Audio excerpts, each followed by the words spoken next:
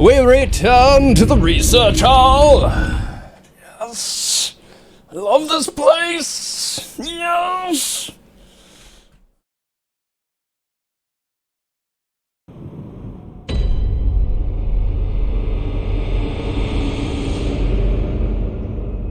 Before too many people get here, but with the video, let's go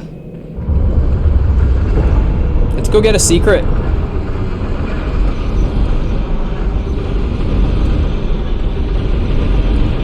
Show the early comers where the secret is.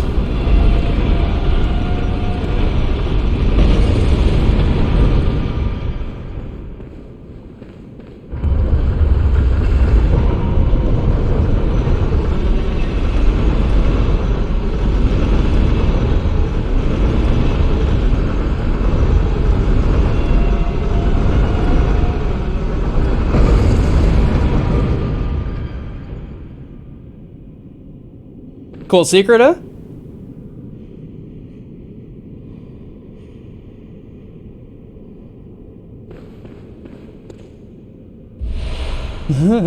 Lawrence's skull.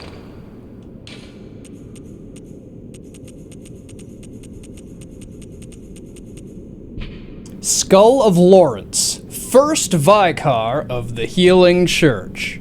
In reality, he became the first cleric beast, and his human skull only exists within the nightmare.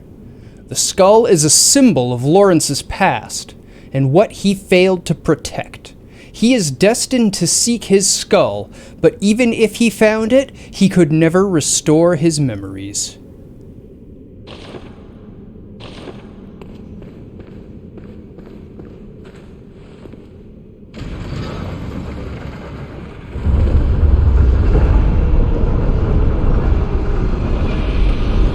One step further.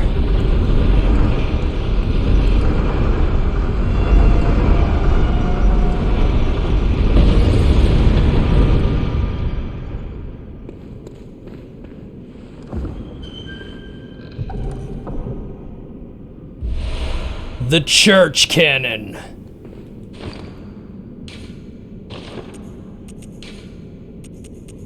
I need 16 blood tinge. I need 10 more to be able to use it. This is that big gun blade thing that you thought it was. It's actually just an oversized cannon.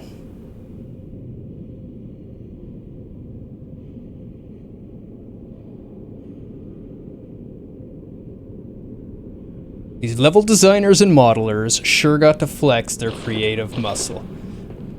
The level designers at FromSoft are, in my opinion, the best out there in the market for 3D level design.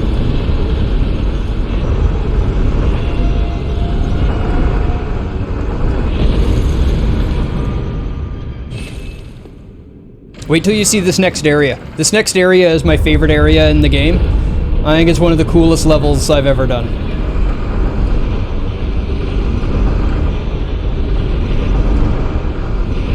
It's a vertical level.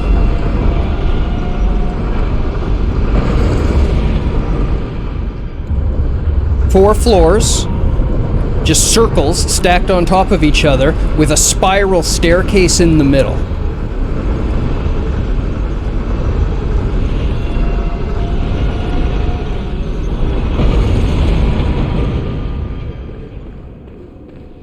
Welcome to the research hall. So, these, strange statues that we saw at Bergenworth, I don't remember seeing them anywhere other than in the research hall. I'm not saying that that's the only place they're found. I'm saying I don't remember seeing them anywhere else.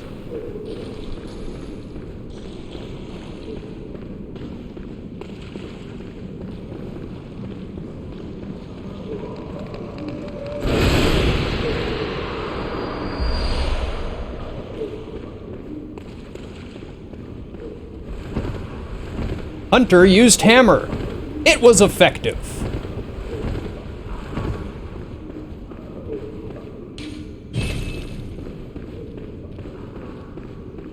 So you're left with really only... That door is locked as well, by the way. I didn't actually hit it, but it is locked. So you're left with only this staircase to go up.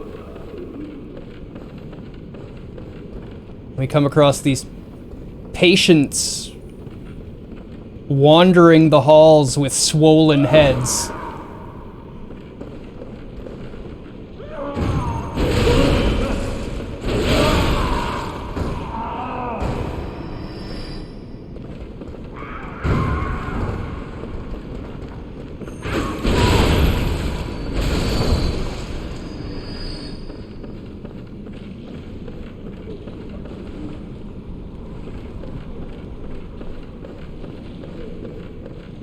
I guess it was clobbering time. It sure was.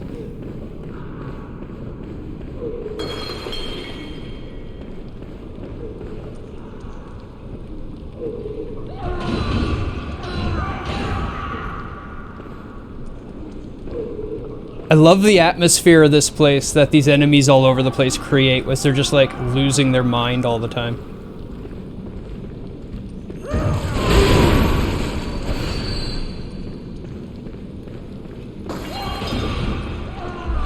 Blood vials.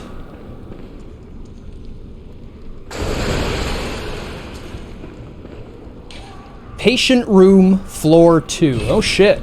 Maybe a bunch of patients there.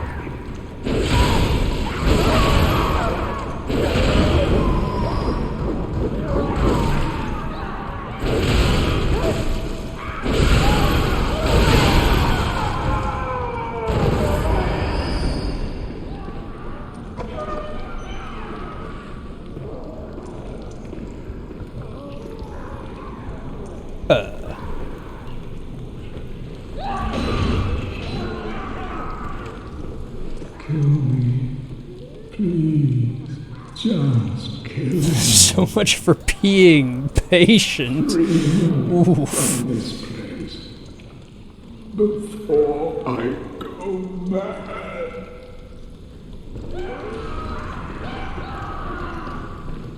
Note that this isn't a hospital, it's a research hall. Help me.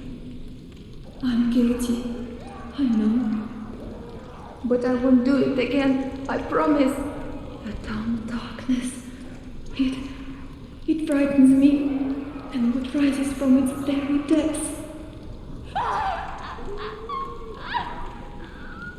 Hey Pookie, how you doing this evening? Bloodborne is super dark indeed. Please, just kill me. Free me from this place. I don't think these people are actually in the nightmare. I think these people are a creation of the nightmare, preserving the memory of what the church has done. They are swollen like this and going mad because of the eldritch truth dripping between the barriers of the worlds. Listen to what they say. Someone help me. I'm guilty. I know. But I won't do it. Oh, Lady Maria. Lady Maria. Please, take my hand. Please, help me. Don't let me drown. Oh, Lady Maria. Lady Maria. Please, take my hand. Help me. We know that they're calling out to her for help. I'm guilty. And what right? So that immediately paints Lady Maria in the light of being benevolent towards them. What'd you notice, Pookie?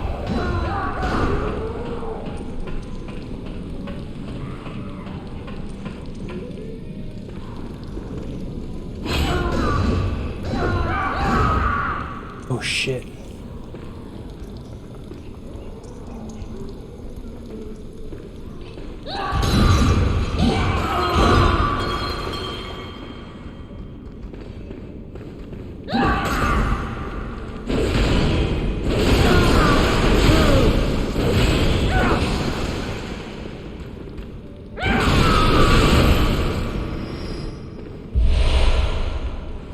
Stay down.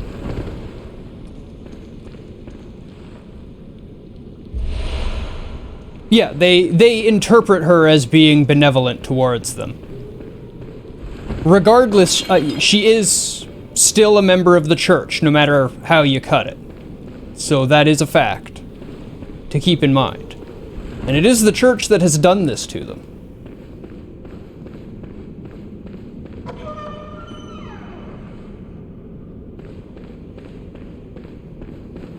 Interesting. Where have I come out here?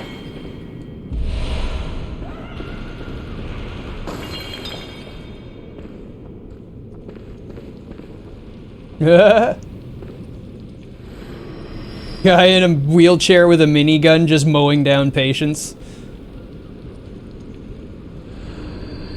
Trying to clean up the church's mess. Oh, I was trying to read the sign. 4th floor. So we went up that ladder, we ended up going from floor 2 to floor 4. Let's go back down. We'll go down this way. It's a different way than we came.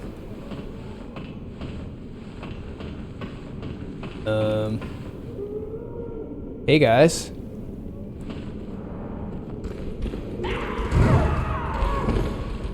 Oh shit.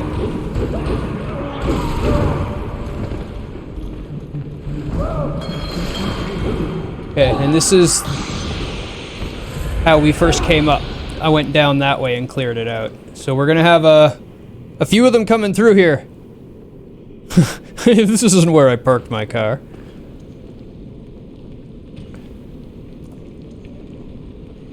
There are things in the nightmare that can seem alive and conscious, but are manifestations of the nightmare rather than people from reality who have been transported here? Yes.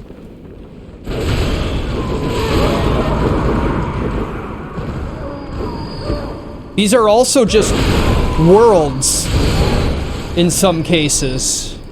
You know, they're places that exist. The Nightmare Frontier has life forms that exist there.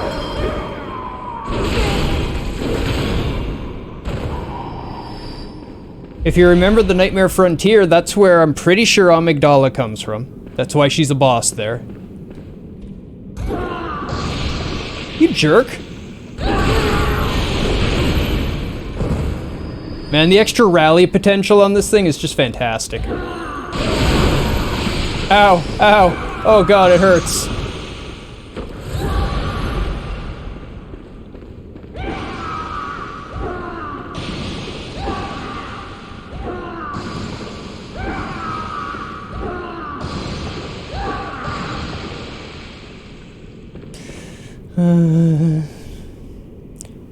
Could be they are linked in a way, the manifestations of their memories tormenting. Yeah, that could be. They probably are a recreation of their memory. Actually, it could be the same people that existed from that time, if you want to look at it that way, trapped in the nightmare in that state. Time, in everything HP, according to the Elder One, gods, time doesn't matter to them. Time isn't really to them what it is to us. Oh! Triple!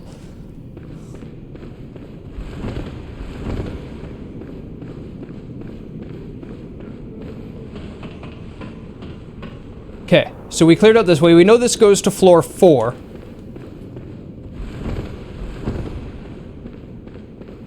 Let's head back out to floor 2. Because we can also take this stairway up.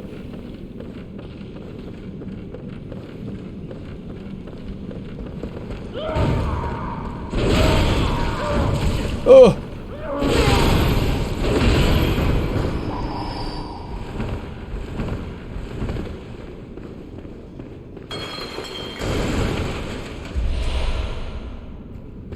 Totally thought I hit that. Do you see the trap there?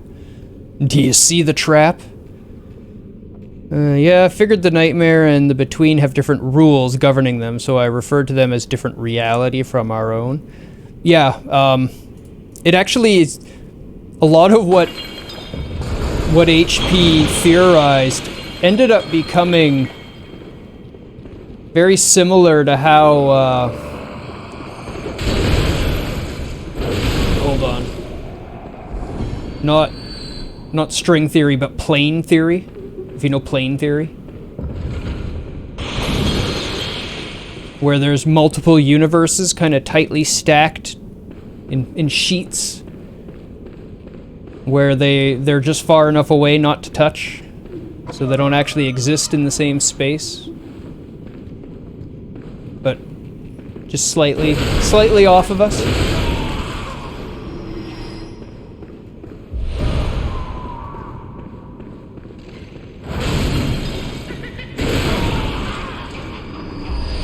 Ow, you jerk.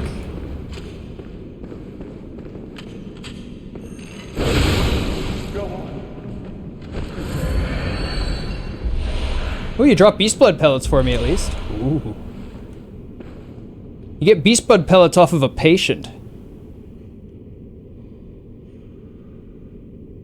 String theory does, but string theory wasn't stacked on top of each other in the way that membrane theory was.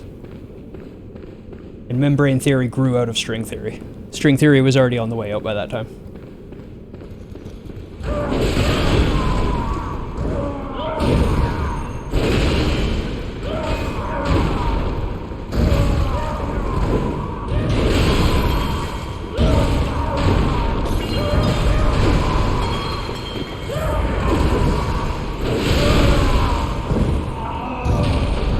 I didn't consider how bad these things could be with a big, slow hammer.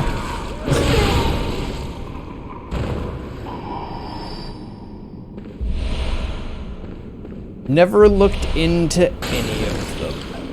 They were interesting. Membrane theory went on to theorize that the Big Bang as we know it, as an event of creation and expansion, was caused by two of those membranes colliding with each other. And that's what triggered all the energy to cause that large of an explosion.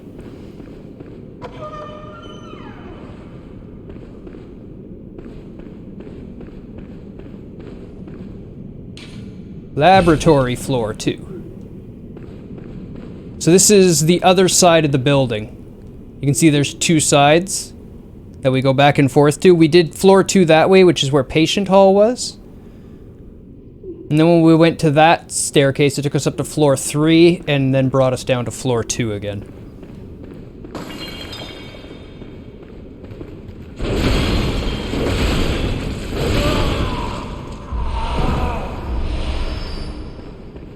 This is one of my all-time favorite levels in level design. I love this place.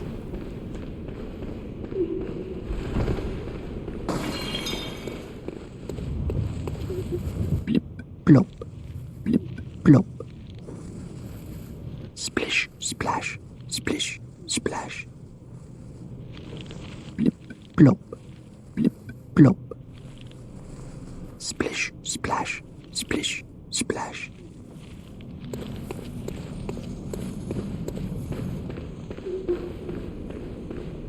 You can see again with the theorization. Not the origin of ASMR, but a helper in its eventual popularity. You can see how they play heavily on the water being the barrier between worlds, which comes from H.P. Lovecraft lore.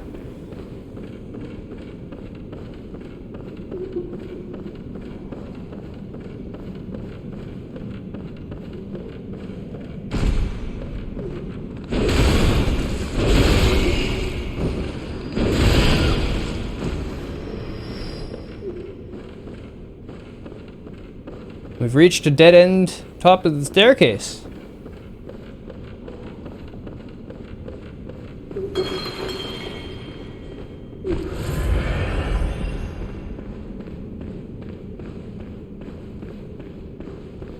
I agree. I agree.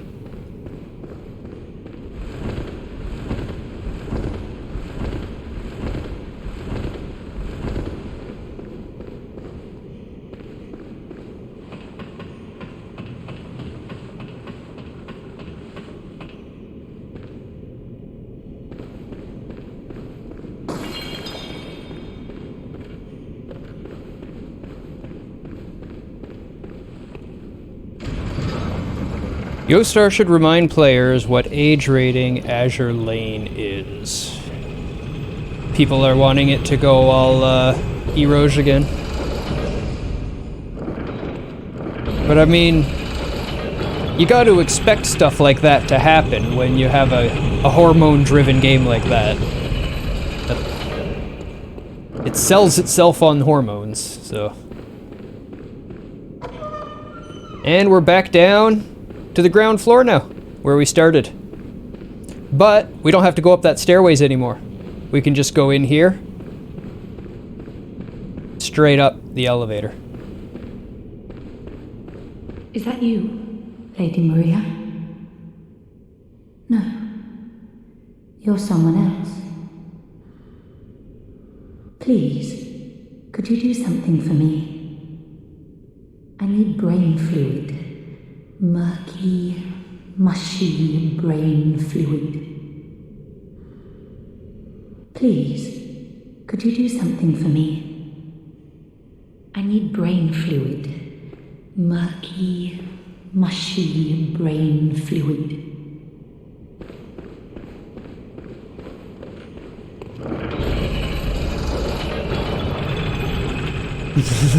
Which is why, to remind them, since they tossed their brains out. This is true. You are not thinking with the right head when hormonally driven. Cannot disagree with you on that.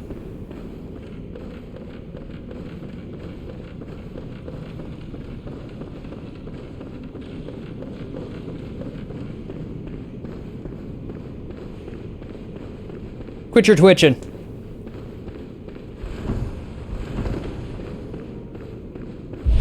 Ooh, sedatives.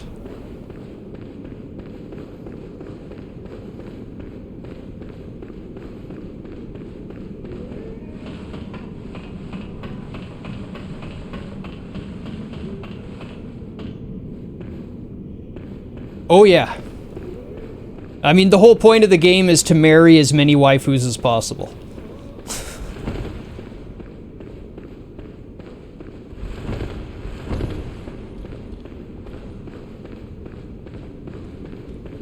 They are literally asking for it.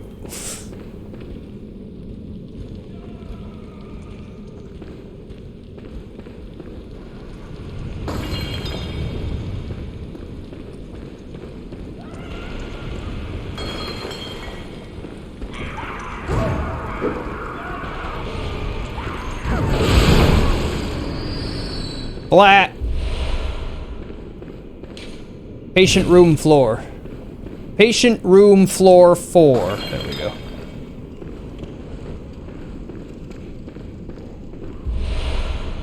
When I go back, I should level up the whirligig.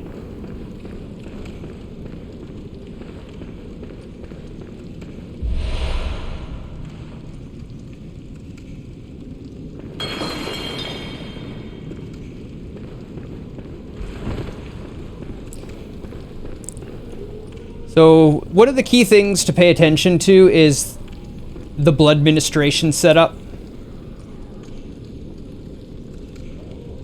Because you'll see very, very similar setups in Lower Loran. When Loran was at its prime, they were abusing the blood of the Great Ones themselves. That's where the tech came from.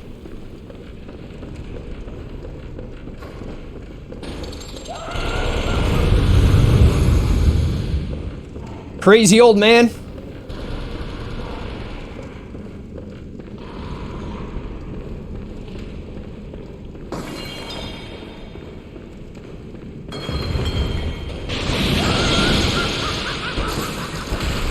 Bye.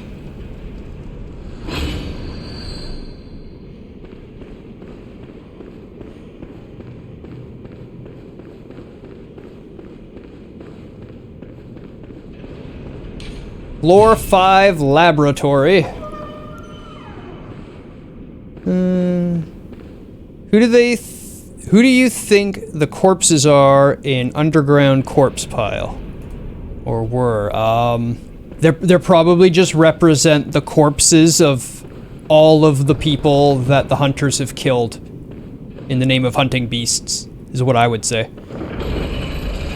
Gatling cannon wheelchair is a common enemy in this. The most hammered stoner, indeed. Welcome, Dank. How you doing? Okay. So we now have shortcut all the way up.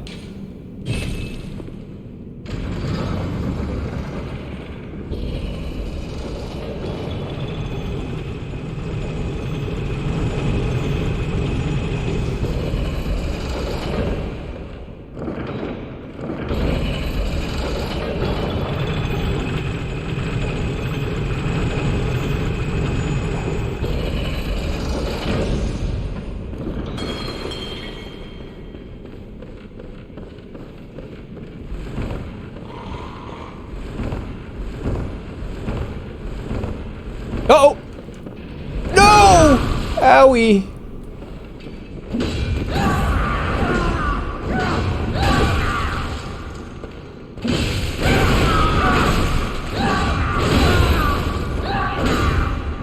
That didn't work out at all.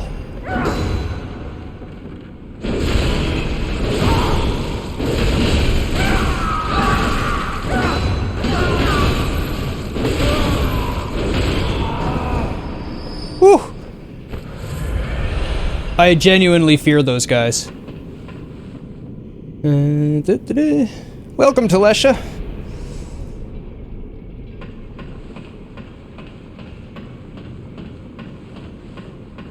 Is it directly below the research hall?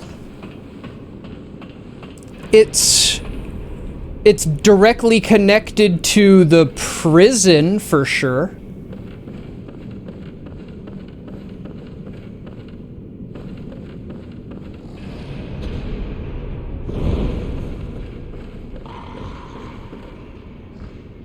Yeah, this is a manifestation. It's not the original one. But it's a copy of that one in time.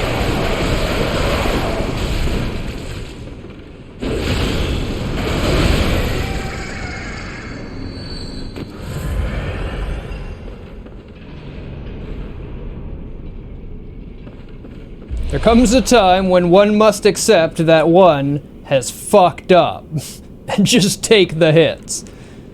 You don't want to slip while camera is locked on and flipping around while up on the top of a roof.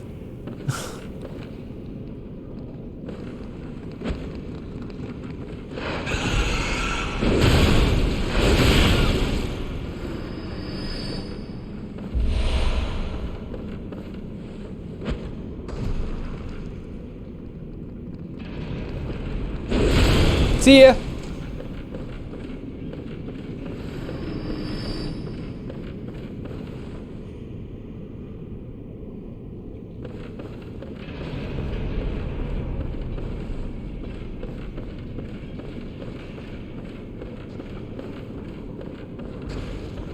Listen close, and you too will hear the sound of water.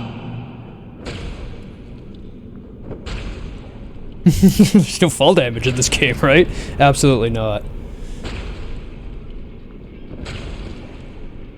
Not unusual to assume. It's just effectively been clipped from the main world and isolated on another layer of reality, just like how the nightmares are all stacked in the lecture halls and larger areas of Bergenworth were segmented off as well. Well, the larger areas of Bergenworth? What do you mean larger areas of Bergenworth? Listen close, and you too will hear the sound of water.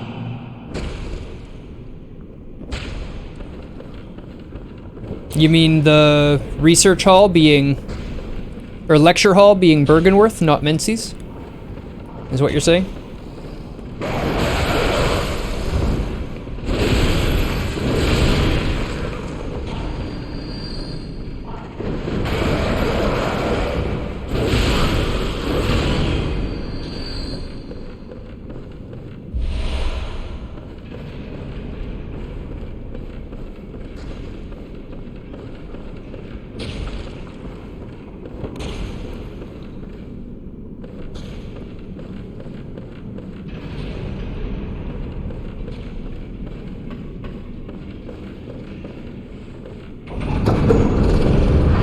now the level gets fun.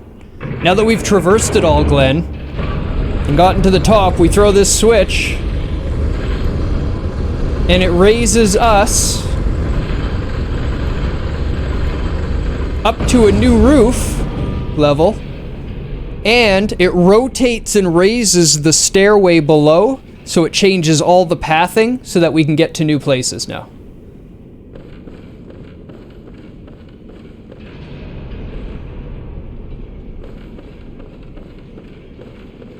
Splish, splash. Splish, splash.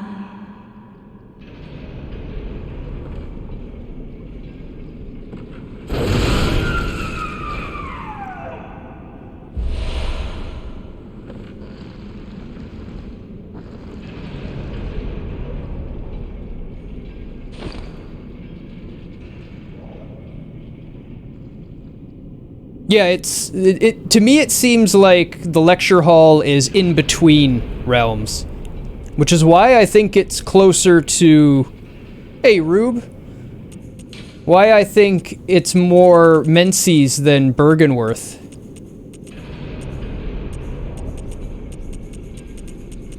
The key item? It is. Grayish amoeba-shaped brain fluid. Wobbles and bounces. Extracted from a patient whose head expanded until that was all they were. In the early days of the Healing Church, the Great Ones were linked to the ocean, and so the cerebral patients would imbibe water and listen for the howl of the sea. Brain fluid writhed inside the head, the initial makings of internal eyes.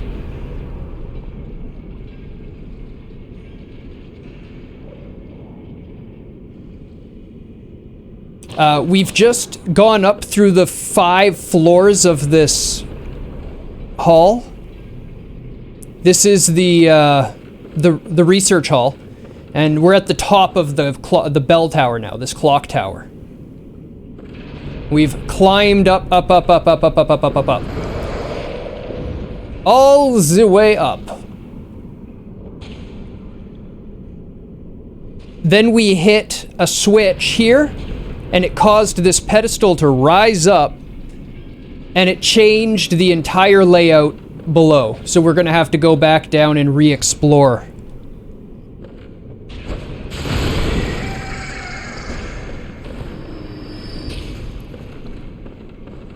Wonderful level design. I love this place.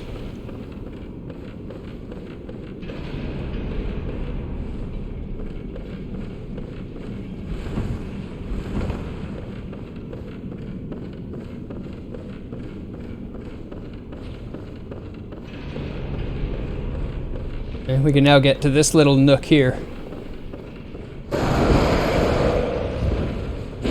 Aw. Uh-oh. That's bad. Don't die to crows.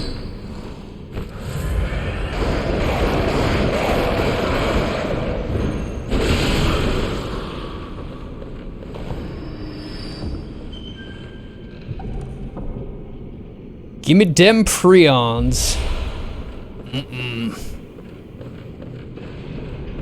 Everyone has died. Yep, I said that last time. If you've never died to crows in Bloodborne, it just means you haven't played Bloodborne enough. That's all it means.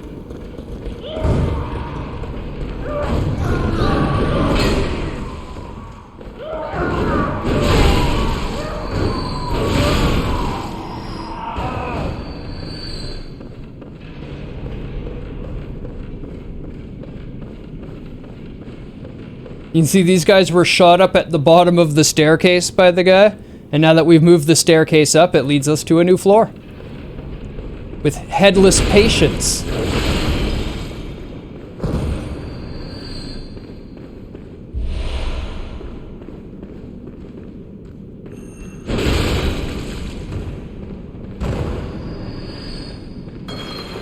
They actually can't see or hear, but they will fight back if you touch them.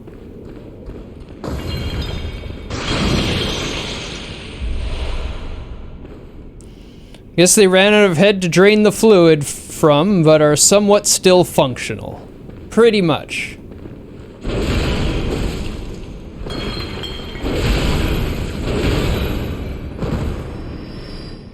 Now we're at patient room, floor 5.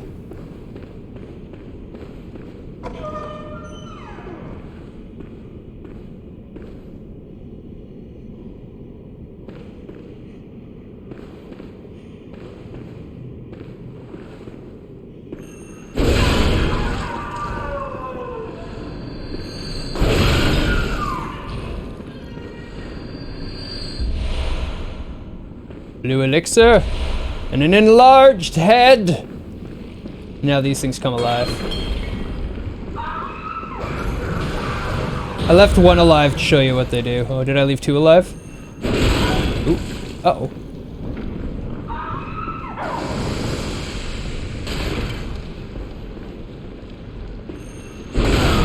Got him. What are you gonna do?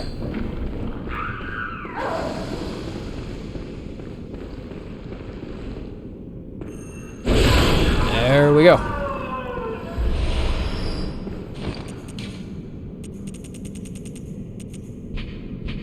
An enlarged head of a patient of the cathedral with a cavity that just happens to fit a human head, although one would be mad to try it on. But if you do, listen carefully for the sticky sound. Drip drop, as water seeping up from the depths, slowly, steadily.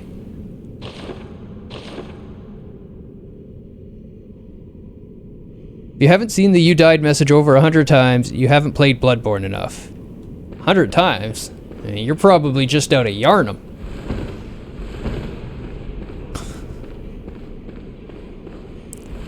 They do use user inquiry. Use some new feedback. Game's getting a little stale.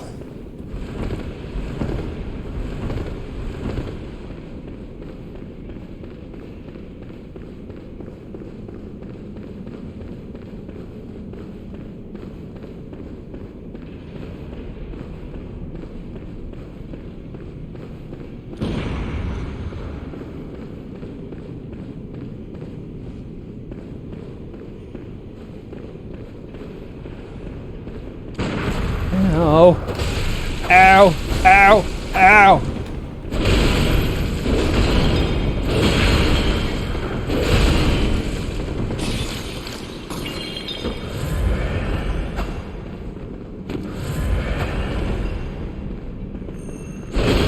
Where are you going?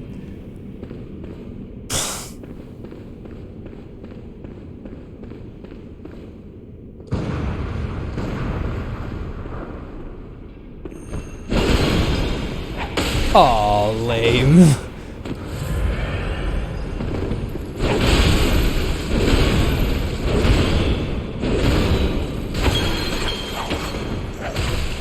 Knew the timing on it, I just missed. Excellent.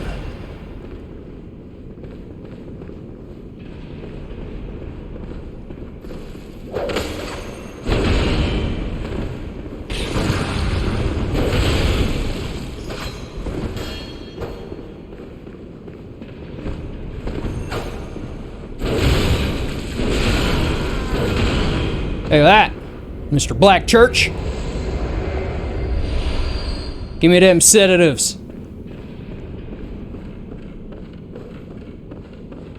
Plip, plop, plip, plop, plip, plop, plip, plop, plip. Lady Maria, I'm a robin. Will I ever curl up and become an egg? What say you? Lady Maria. Lady Maria, say something. Anything. Plip plop. Lady Maria, Plip I'm a plop. robin. Will I ever curl up and become an egg? What say you? Lady Maria.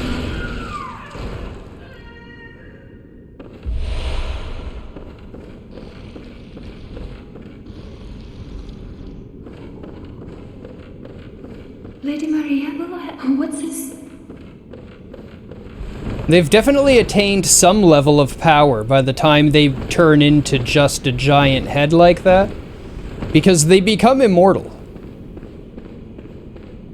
She's a giant head.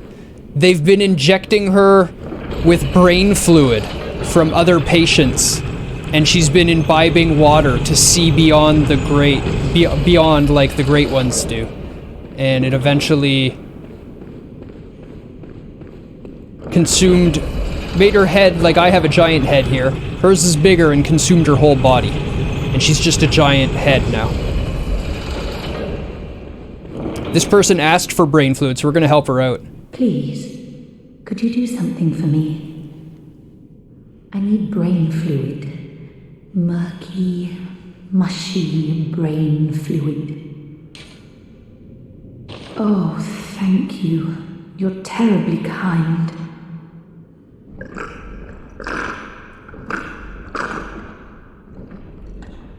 Yeah, that's actually her head. It's wonderful. Oh, I hear the sticky sound. Do you hear it too? Oh, I know. Will you have my blood as thanks? I'll have you know, I was once a blood saint too, so do come back if you ever run dry of saint's blood. Oh, I'll have you, so do. Yeah, so now we've got to go and rest to reset her conversation. Sure.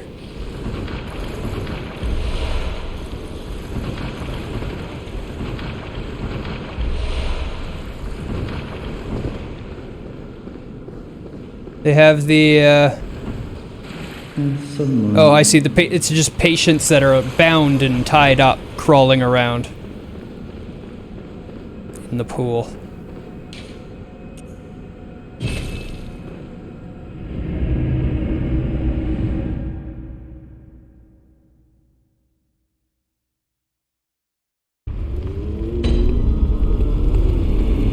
Gammon awaits you.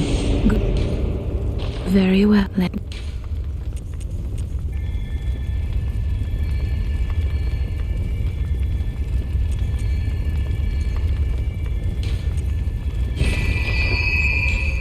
Farewell, may. Kirk Hammer's a thirsty, thirsty hammer when it comes to stamina, even in this game.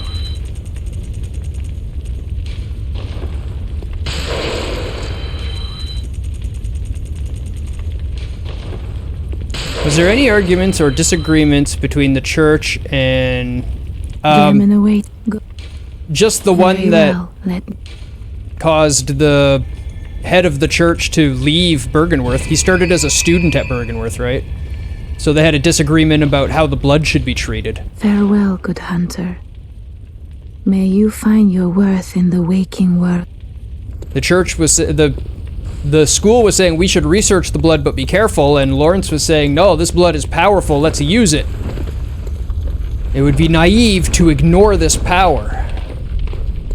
And he founded the church after leaving the school with the blood.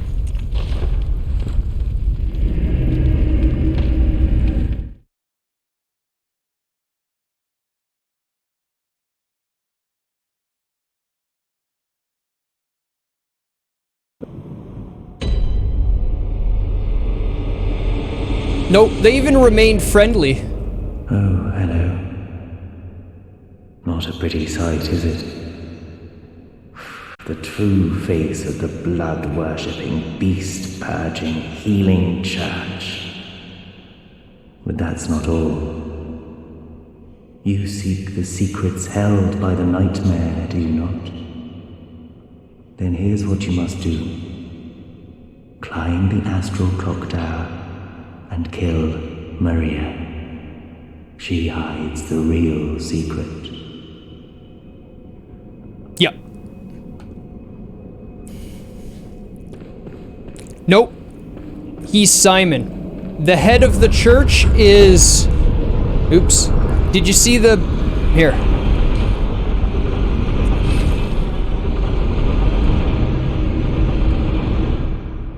I'll just run there real quick and see if I die. I didn't buy blood vials either. I can put my hunter hat back on.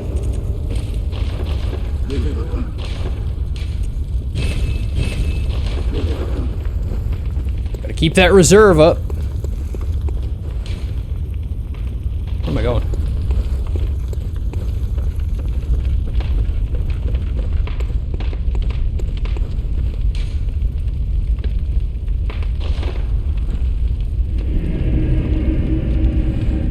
The head of the church is the rank Vicar.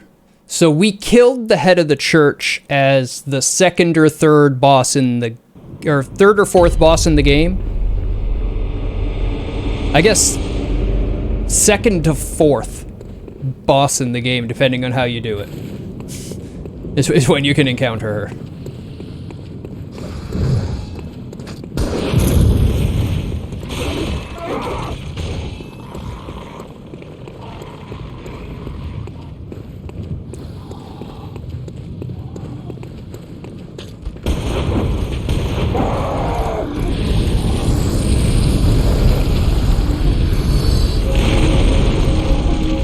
Oh wait, it's actually gonna start the fight. Oh well, let's do it. I'm not gonna actually fight it right now, but we'll start it. This is the head of the church. His name was Lawrence. The very first Vicar, the guy who founded the church, that's him there. He's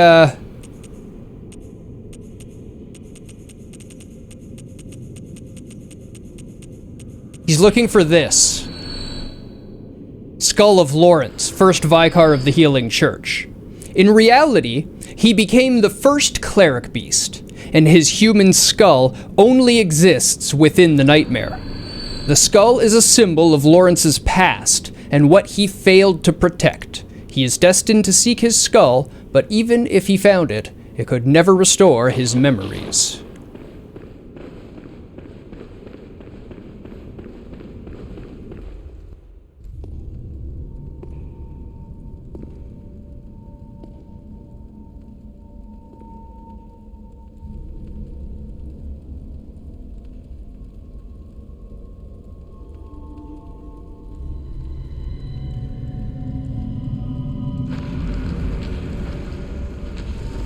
You might want to turn the music up for this one, Rube. This one's got a soundtrack.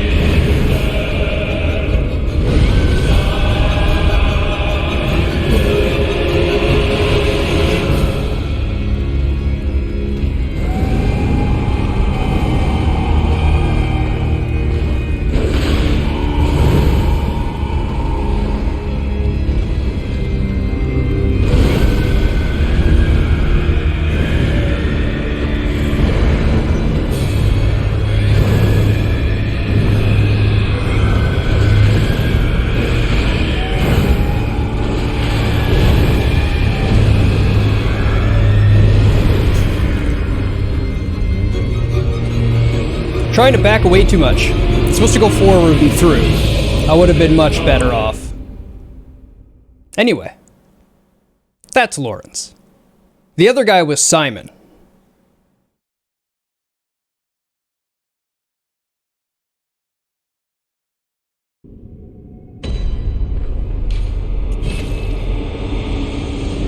Exactly. Simon says Lawrence gonna kill you.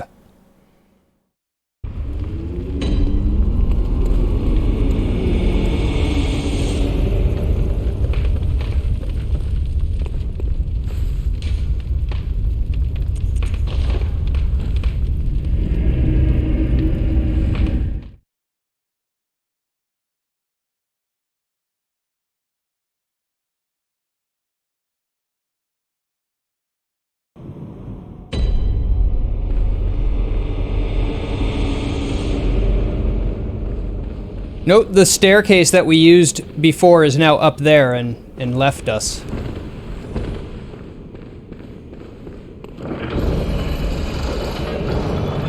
Yes, Lawrence is a finely crafted boss. He really is a wonderful fight. And when I come back to do him later, I'm gonna get my booty beat. Like I just did there.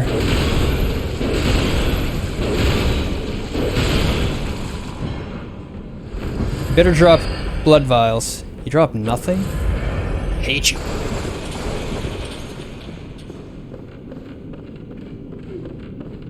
Yeah, he can be argued to be the hardest fight in the game. I have failed. There's a number of fights that can be argued for it, but he's definitely one of them. Depends on the person. Everybody has difficulties with different bosses. Which is just a sign of a really well-designed game.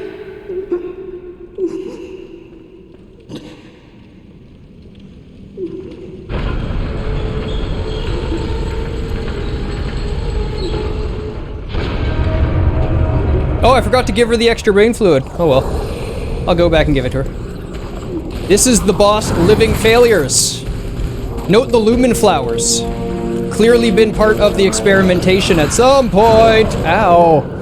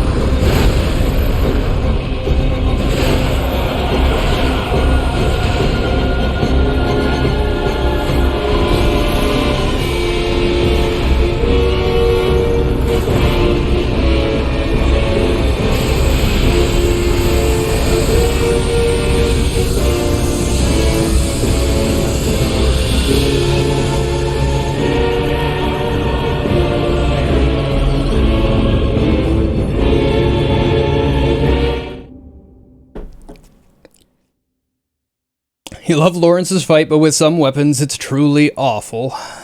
I could see that. It's always doable, though. Lobos did it with his fists.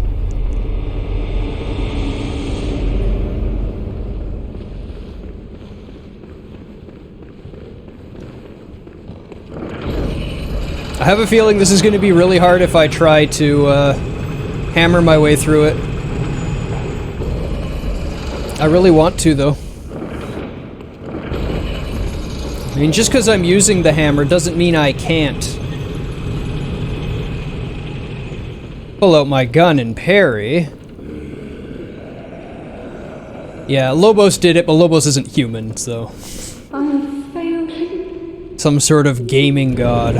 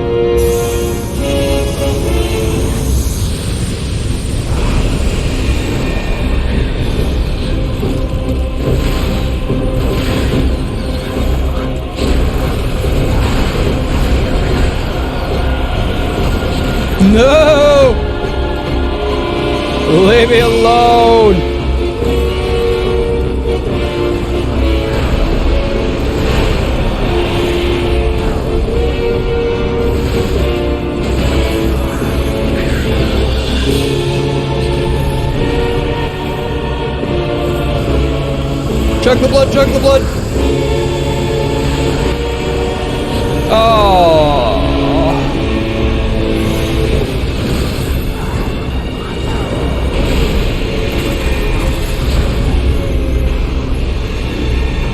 Blood, blood, blood, blood, blood!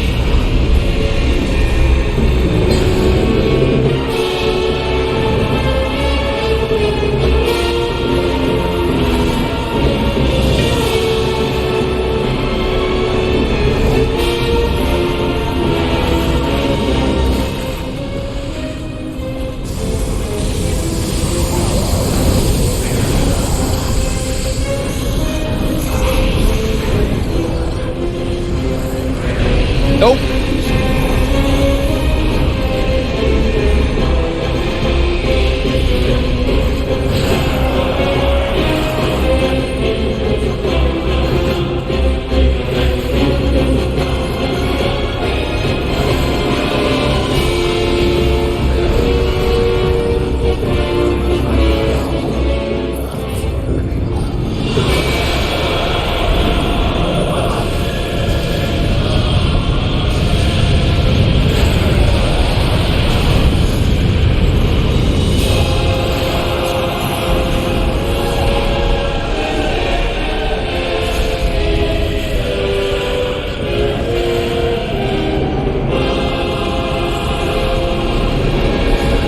Welcome, Dragon.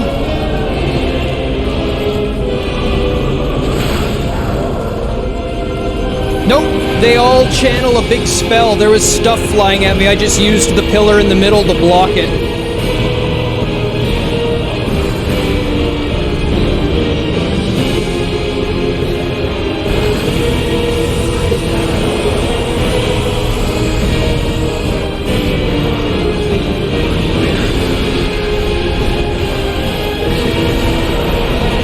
Nope! Greedy! No, there's one there! Greedy!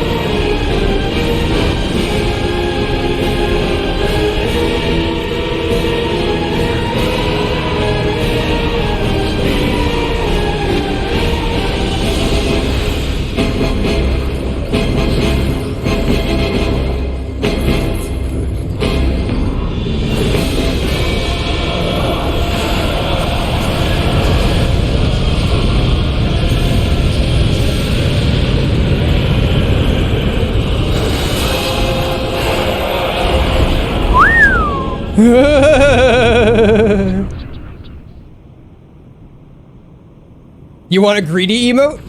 Okay. We can do that. I've got like 9 slots suddenly out of nowhere, just magically.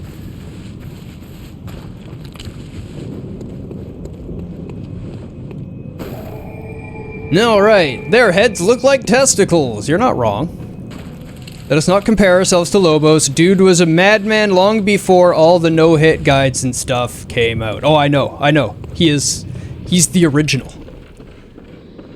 And even Lobos would never compare himself to anybody else. He would be the first person to tell you, race against yourself, compete against yourself. Just try to better your own self. That's all that matters.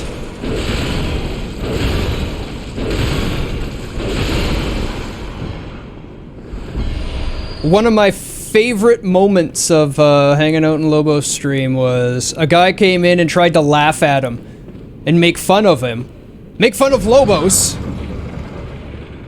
because he died. Yeah, that's what I'm going to do right now, Rube. He tried to make fun of Lobos because he died in Dark Souls 2. In a randomizer of all things.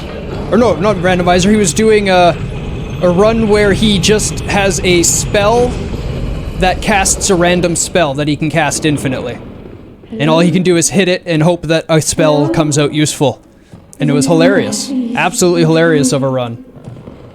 But, he saw that coming and he was like, what are you talking about? It's Dark Souls. You're supposed to die in Dark Souls. It's like, yeah, that's it. Please, I need brain fluid. Spot on. The sticky sound is fading fast. Please bring me brain fluid. I must have it. That sound, it is all that guides me. Without it, I'll be sent back to my former, lesser years. Is that Gumby? Yeah, pretty much. Pretty much. Living Gumbies, living failures. Same thing. Gumby failures.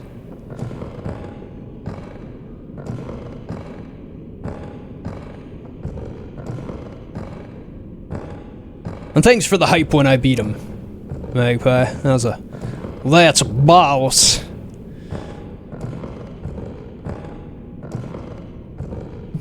Hey, Spent, welcome. Yes, Here, go have some brain that's it. fluid. Let me have it. No, that's her head.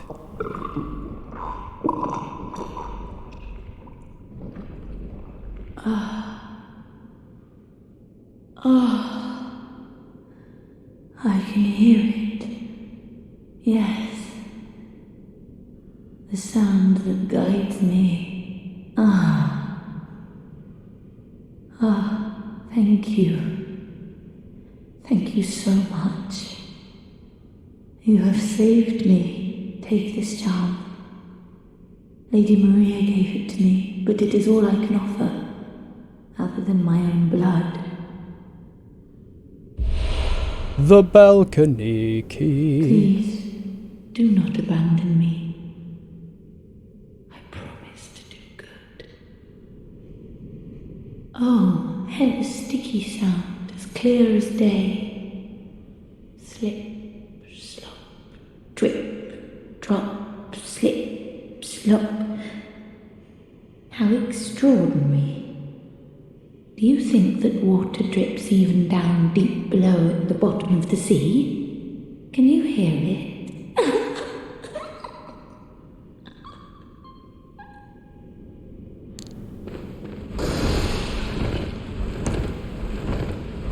I could dig it.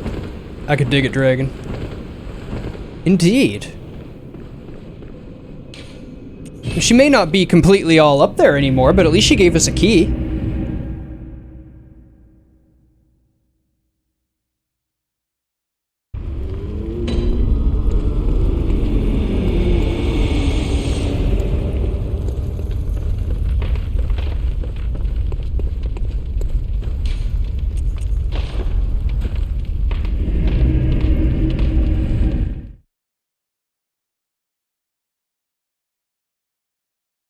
You're at Gascoigne? He's the first boss where you're like, I need to learn how to play this game. Go on. Kill Maria atop the astral clock tower. She hides the real secret. Are you familiar with the lore? Have you looked into it and read up on it, or do you not have any idea what's going on in the game?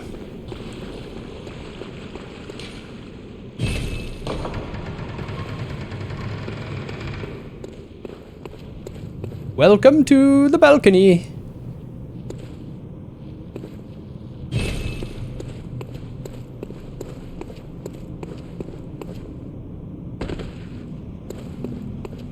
Now this area gets kind of interesting, because you know how those patients were just patients in the patient hall?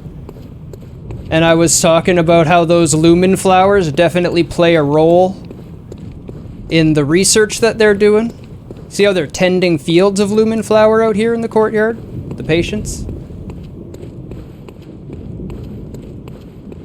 Well, you might notice I'm being a lot more cautious and careful with these patients than with patients before.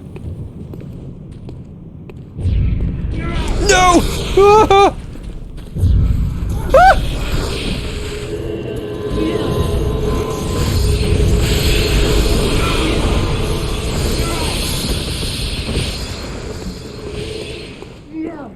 But they won't leave the flowers. The flowers give them their power.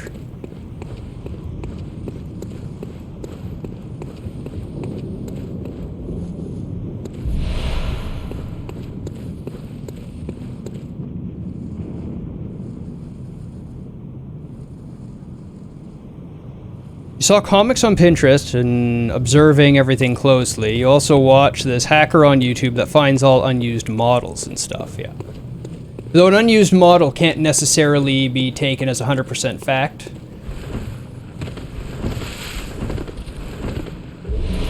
black sky eye.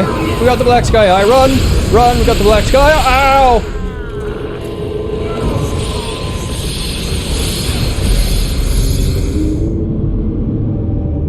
The black scow!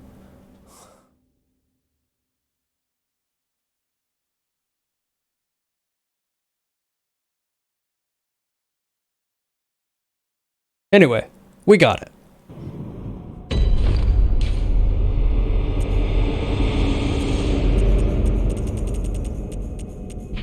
A soft eye blessed by a phantasm. They were discovered through Bergenworth's contact with the arcane, but in the end revealed nothing. Deep within the eye lies a vast stretch of dark sky that rumbles with an endless meteor storm. The slight rub of the tiny orb, and the rock will tumble and soar.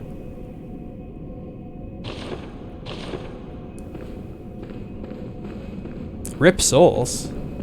Oh, no, I can go get them. I can get them out of there. But I didn't have many to begin with. Drip. Drop. Oh, okay. She gives you the key now, but you don't do the next part until after Maria. I'm gonna get wrecked so hard on the next boss. So hard. I am dreading Maria with a hammer. That's... Can't parry with the hammer.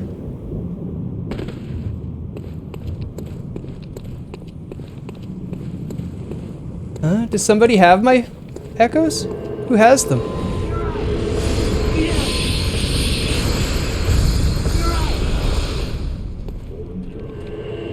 Can't tell because they don't actually have eyes to be glowing.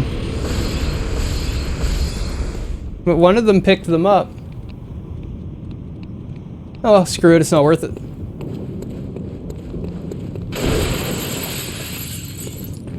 I refuse two-handed gun glitch.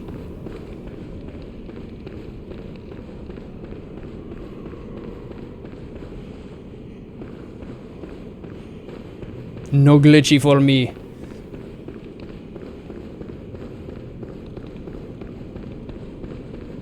Yeah, you don't fight those patients in that Lumen Garden flower area and win. That's just not how that works.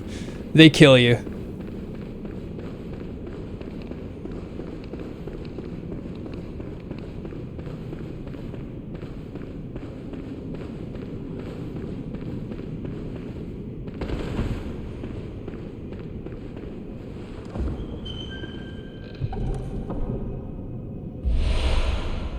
Ooh.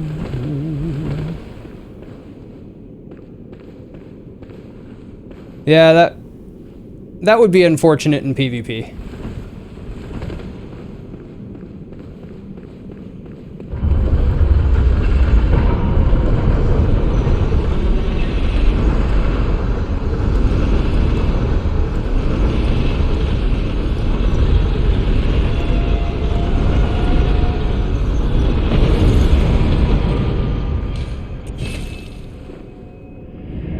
It allows you to use your gun while in two-handed mode with a weapon. So yeah, your gun is your parry ability. So it allows you to parry while in two-handed mode. Basically.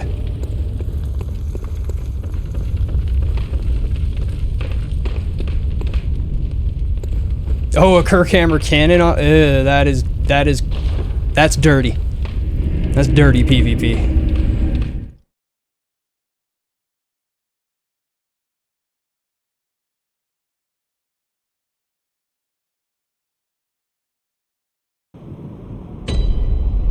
Alright, what I think is going to be one of the two hardest fights in the game. For me. I worry about this one and I worry about Orphan with the hammer.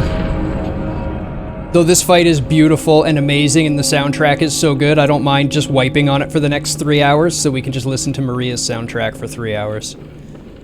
So this is actually who the doll was modeled after. We've been waiting to get to her. Do you see the similarity?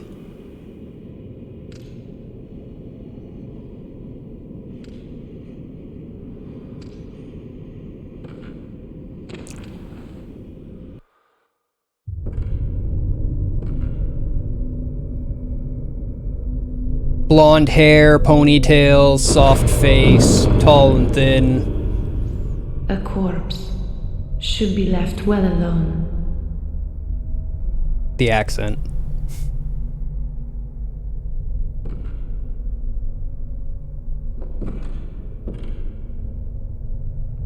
Oh, I know very well how the secrets beckon so sweetly. Only an honest death will cure you now. Liberate you from your wild curiosity.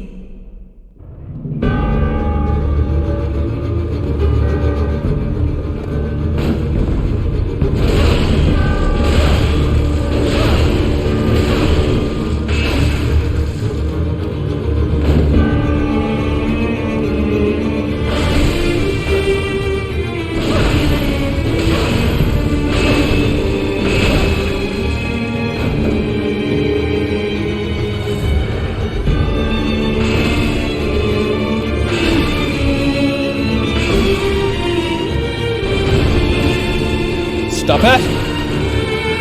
Yep, you can get her weapons, though it's the hardest weapon by far to get in the game.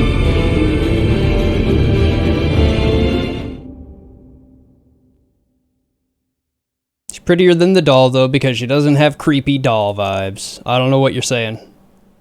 I can't agree with you. Doll best. Nope.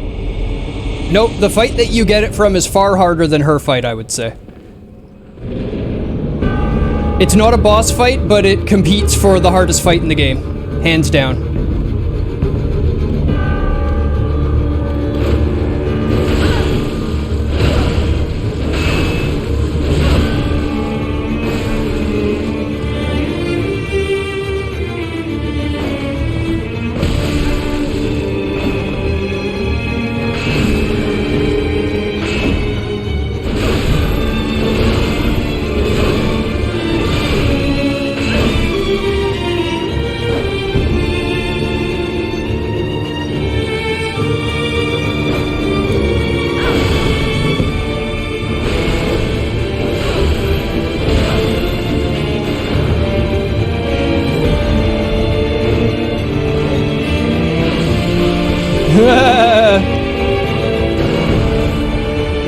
Oh, disagree. I'm gonna use all my blood vials on her. Okay, phase 2. Oh.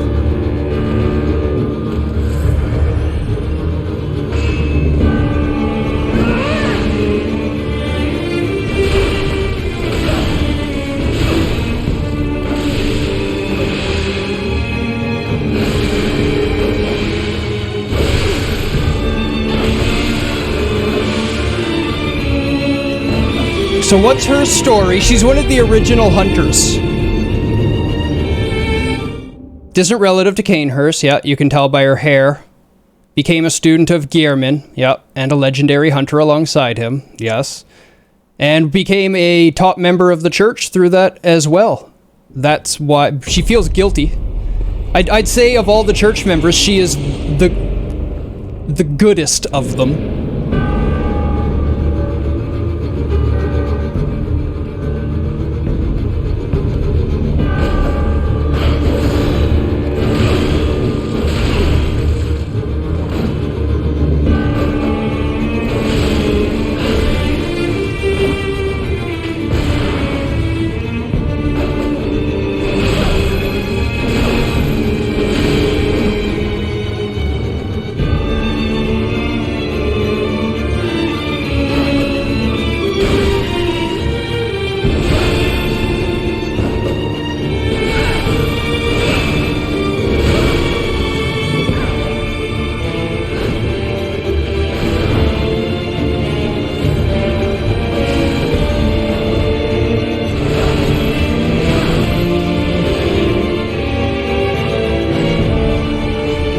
She's still aware of herself? Yes.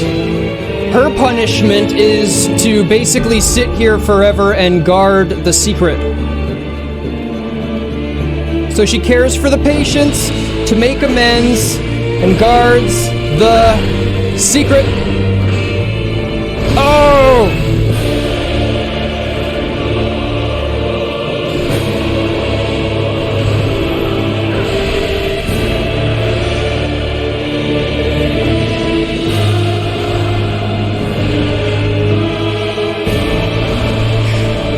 Timing!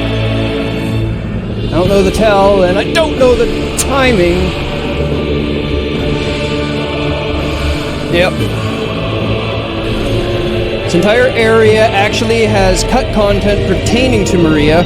Was originally much more of a diplomatic thing where she talks you down instead of beats you down. There's dialogue variations recorded and everything. Yeah. She does seem more reasonable than the rest of them.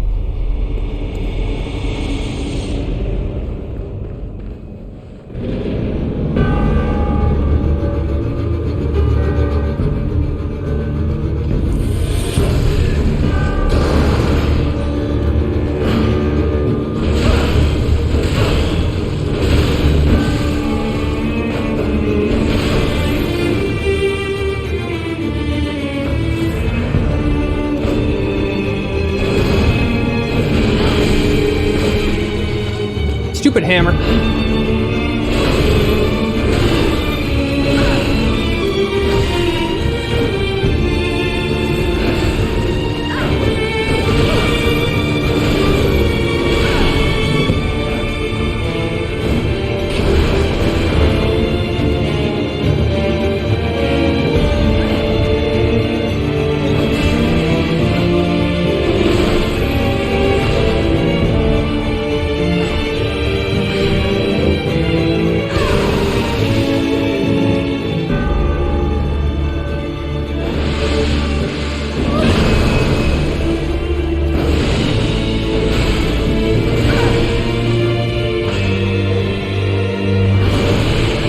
I disagree.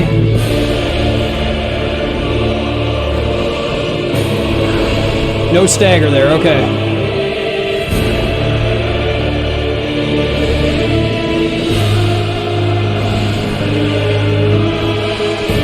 Yeah, the blood increases the range of all of her attacks. And I think it hits harder. Entire area... Yeah, okay, read all that.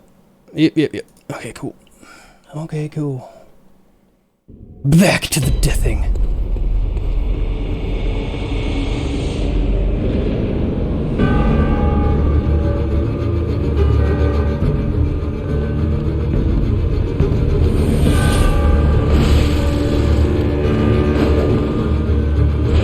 Nice to meet you. Hey, thank you for the follow.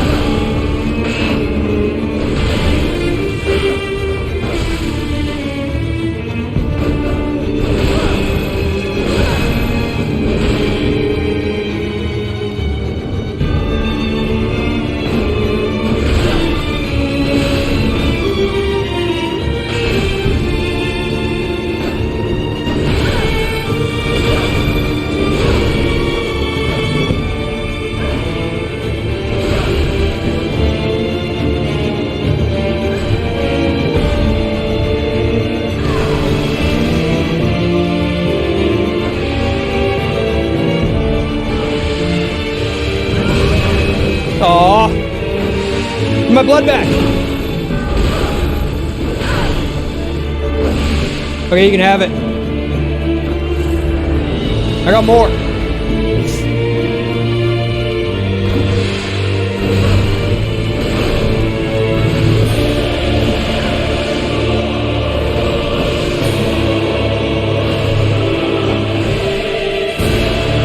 Damn.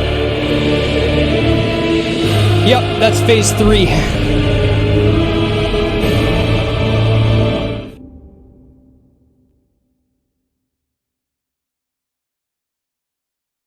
My only connection is Maria hated Hurricanehurst's blood, and using blood magic also decusted her, so you feel like she used it similar to what we see. Well, she's using Chikage here, right? Not hers. Her old weapon. She threw that away. and turned to blood magic, is my understanding. I guess Chikage's not connected. This has to be hers. But yeah, she uses it similar to... I don't know. It is obviously the Rikuya.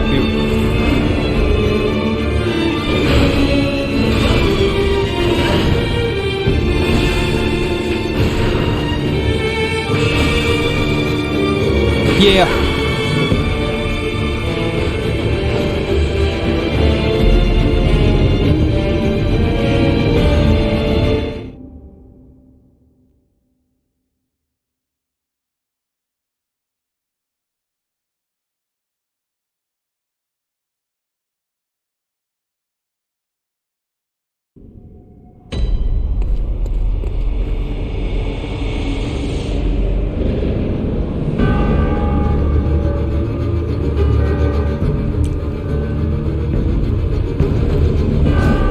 I'm just embarrassing myself in front of Pookie here again. That's all I'm doing.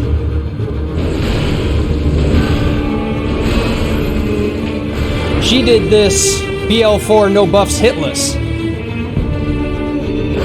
Gehrman is the guy in the wheelchair at the beginning of the game that sort of guides you through everything. Helps you become a hunter, puts you on the right path. He runs the hunter's dream. He's trapped in the dream.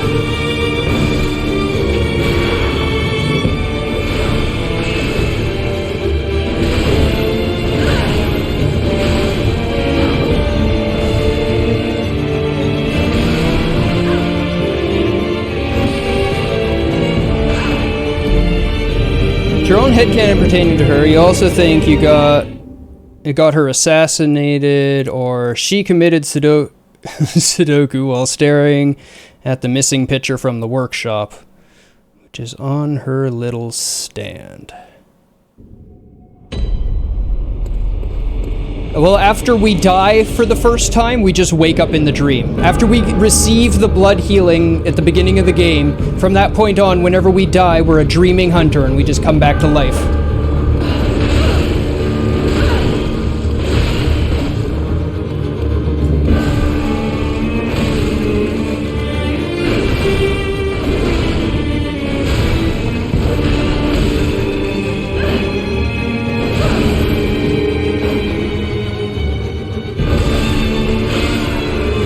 So fast.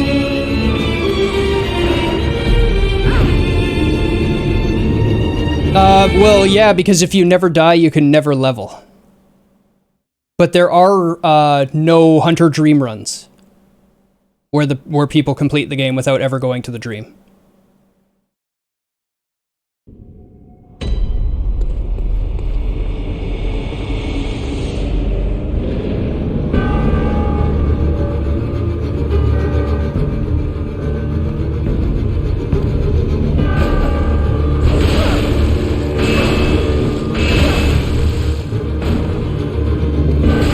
I guess you can, yeah. But I know people have done it no dream.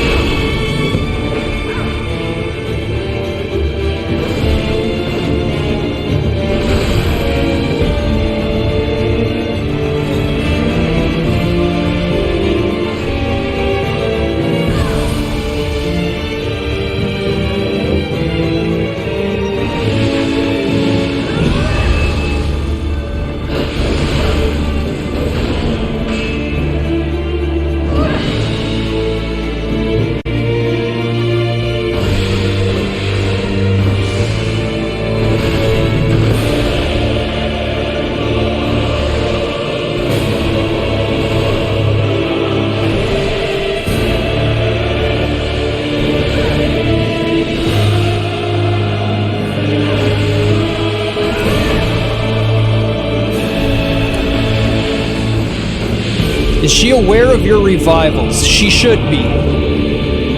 Lore-wise, she should be aware that you're continually coming back at her. Big agree, Glenn. I'm starting to get some of the timings on the dodges.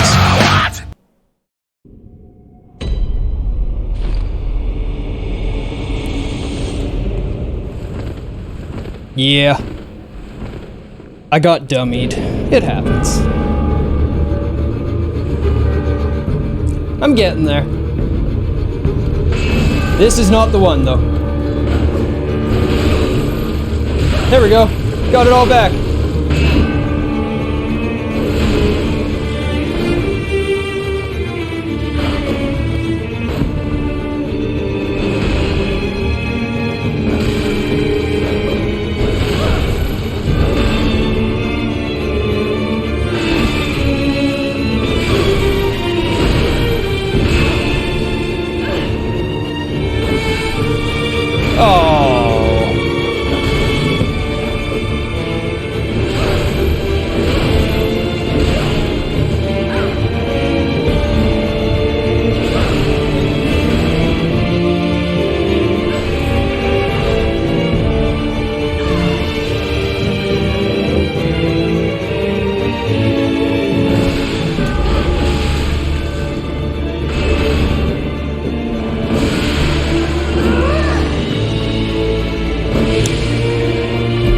I love the intro violin part of the theme. Good, because you're going to hear it a lot.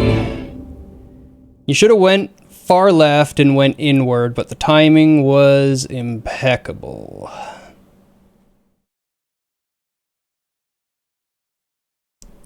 When you have enough points, you're going to get BL4. Sounds good to me. I will be abusing the hell out of backup saves, though.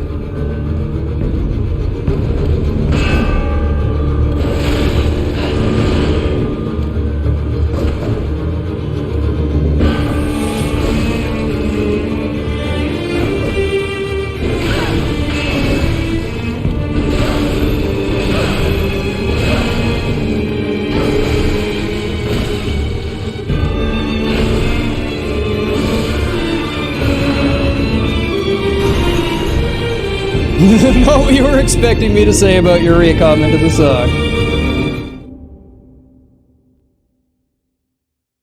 Yeah, that's exactly it. Like, I could go farm up Blood Echoes and Insight over and over again off of rats and stuff to get all the materials. I'm not really making it any harder or easier, I'm just saving everybody time. That's all it is.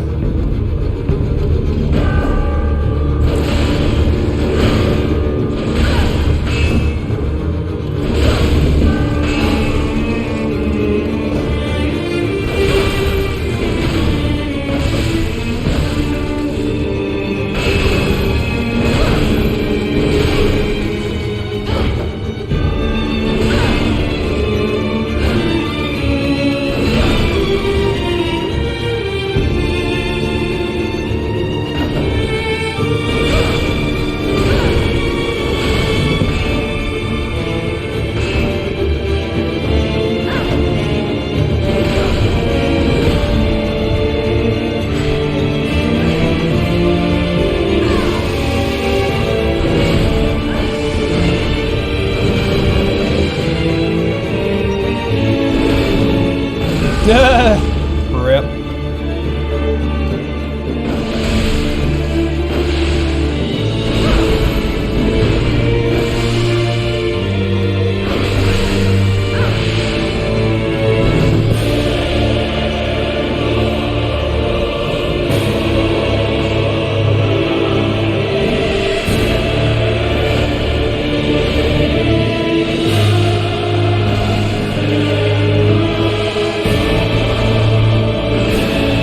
Dead. Oh my.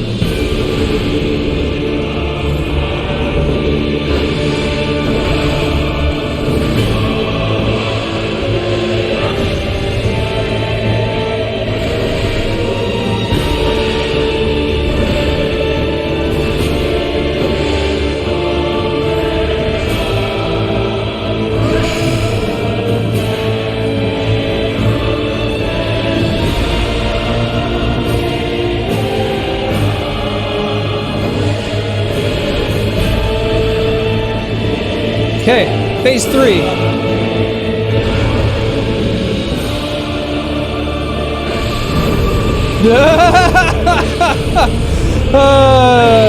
Try to get that quick swing off and just get one.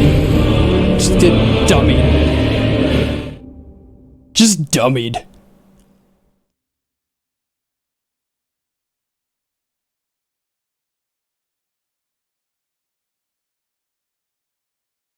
Polymer clay is repelling your paint. You're trying to experiment and cover in a thin layer of Elmer glue to see if it makes it not do that. Primer? Have you tried an actual clay primer? Something that'll adhere to clay and work as a proper binding surface for your paint?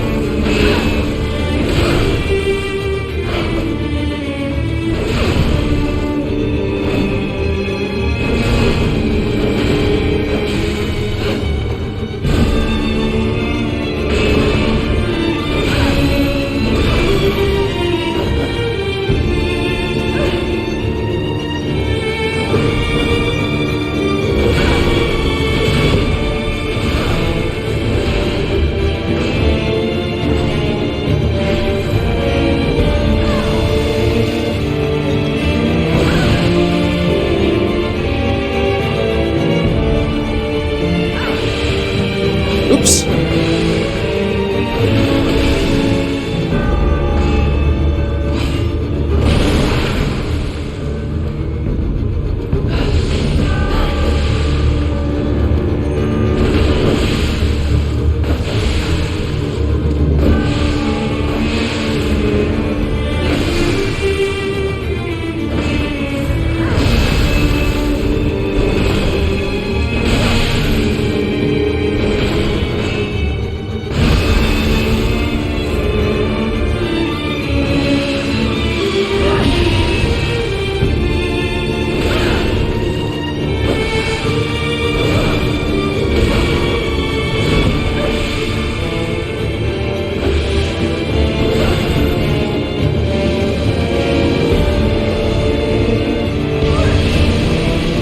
Now phase 3.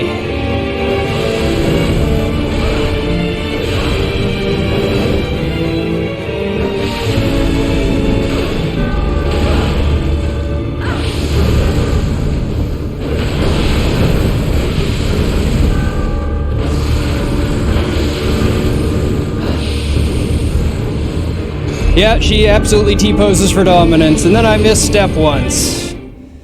There were ever a sequel, one of the only things you really want is blood magic, like this for weapons, and maybe a few more unique to its element.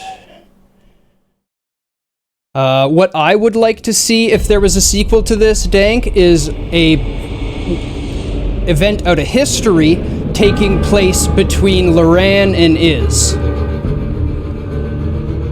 And what really happened with Ebrietas being left behind, where the beasts really came from with Loran. Come on, just kill me.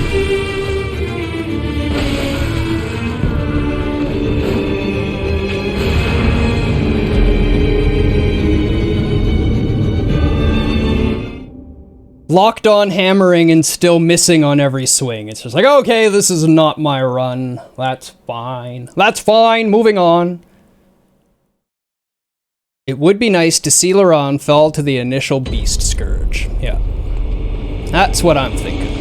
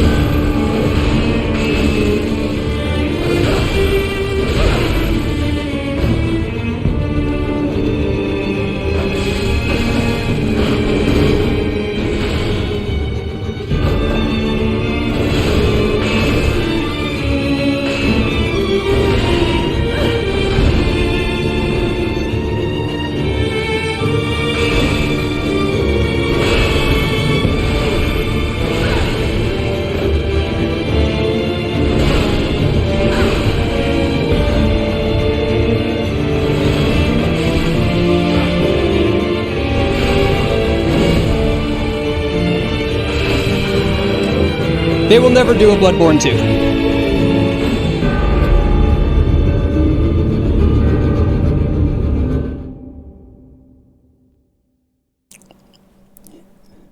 He is very public and open with saying he does not like doing sequels.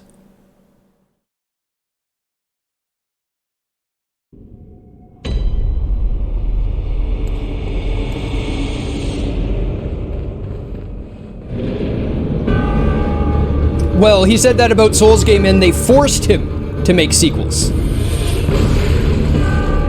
And you could tell he was forced. They weren't as good as the original.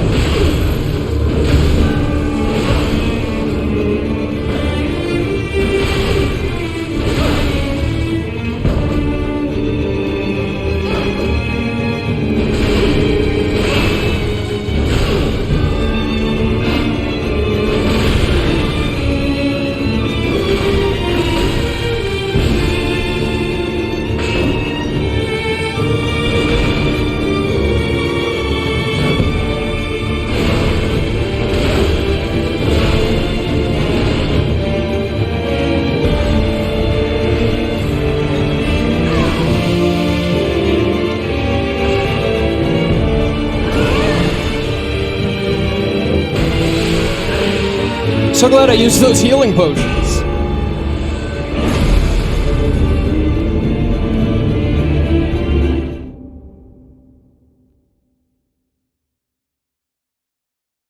I wish you luck with your rubbing alcohol search. That's something I always have on hand. 99% isopropyl alcohol gets used very regularly around here.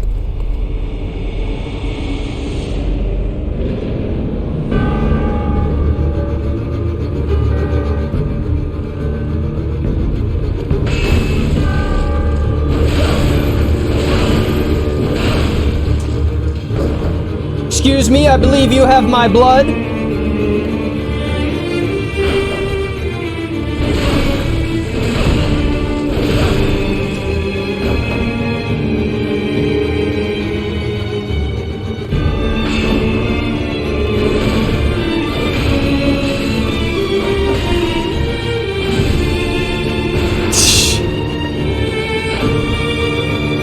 This wombo comboed to death.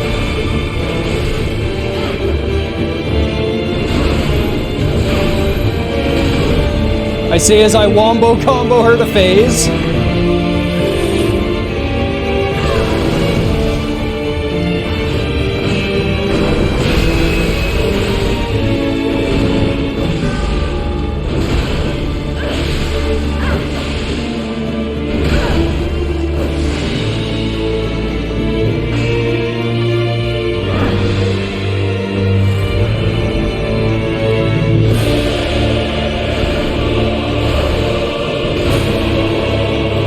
Oh, Maria theme.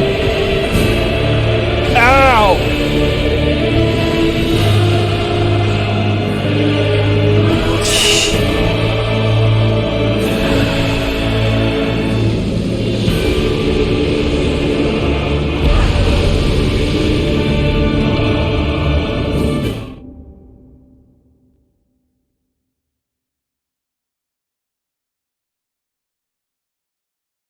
I'm getting my poo-poo pushed in.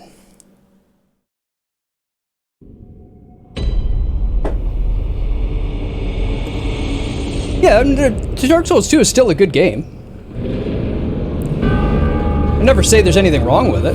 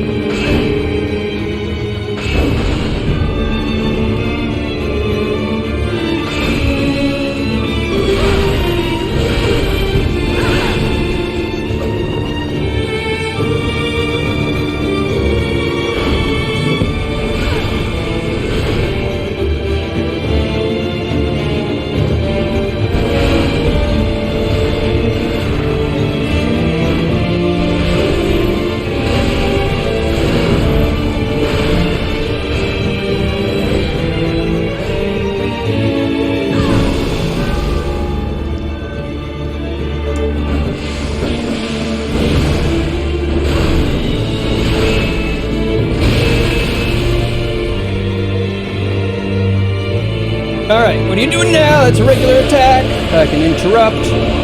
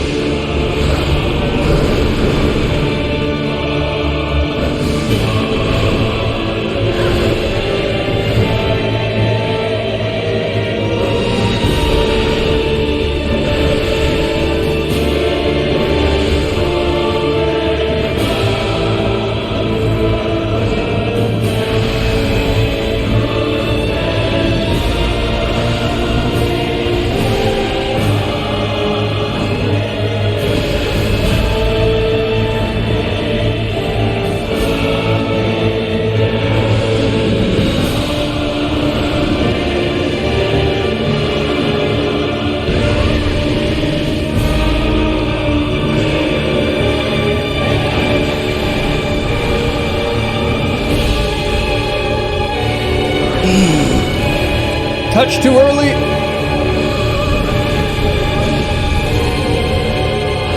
Oh.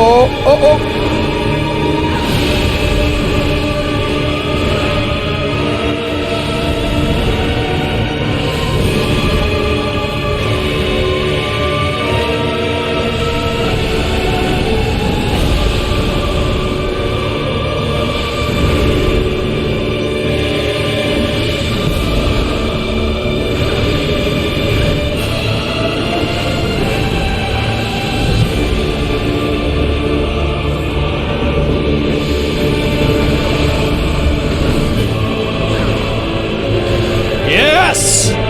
There we go! Woo! Neat.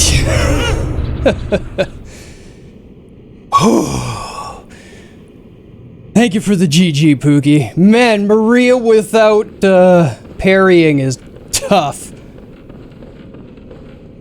The Celestial Dial. Love BB, oh my god, my heart is going so hard right now. I can feel the veins on the side of my neck throbbing. My whole body just got really hot and I need a dab.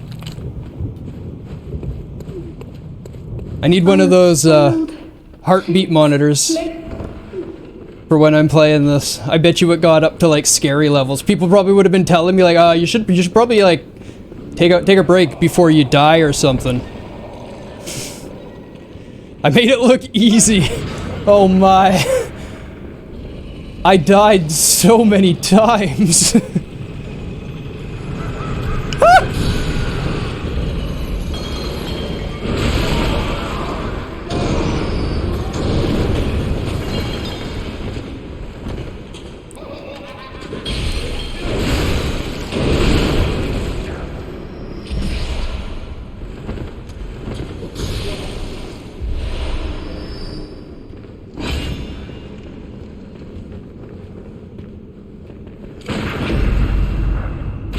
That's how I normally play the game.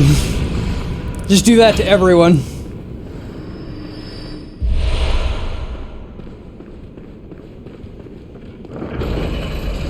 From this new perspective, if you're interested, if you really want to try to get better, I do have some videos on YouTube that we've done. We do a talk panel every... She's gone. She's gone. Oh my god, there's a head in the corner!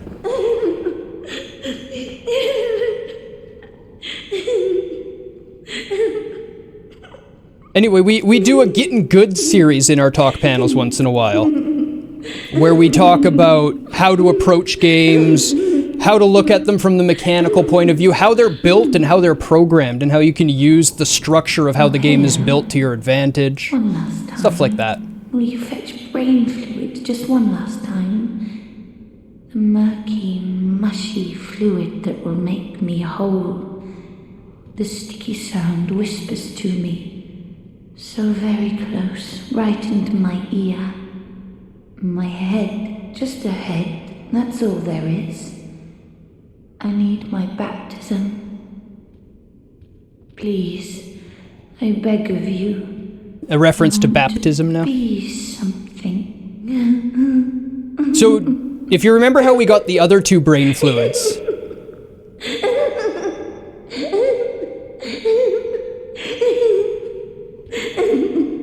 Are you done? Thank you. When we ran into these heads that were just ahead, we killed them. And they dropped brain fluid. And then they revived. Please, give me brain fluid.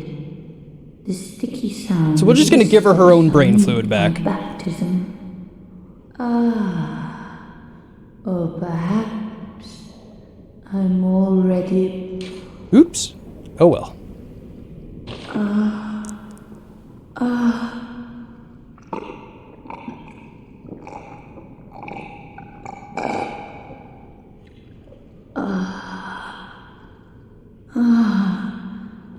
I see a shape. My guide, I see your voice. Clearly as it bends and bleeds.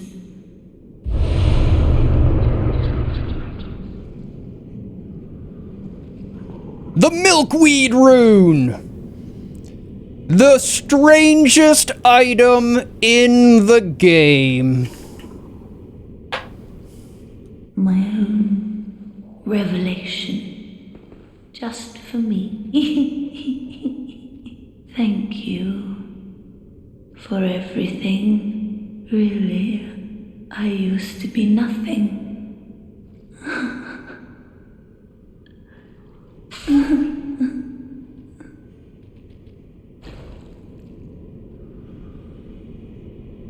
And now she dies.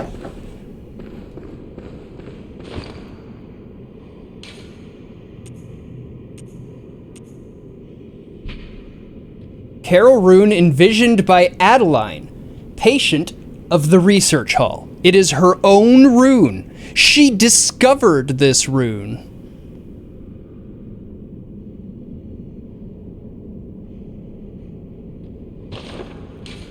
Herself.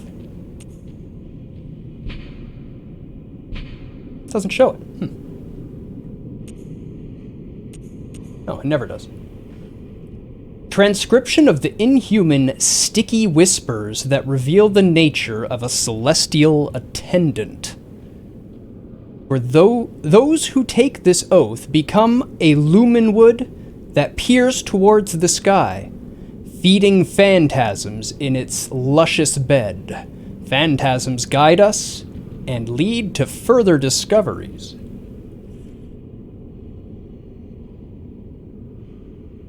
Yeah, I noticed it wasn't doing any of the textures in the main hall there. Welcome, Ghoul Man. How you doing today? Hey, Snow. Thank you for the biddies. Welcome. It's it's really broken. really broken.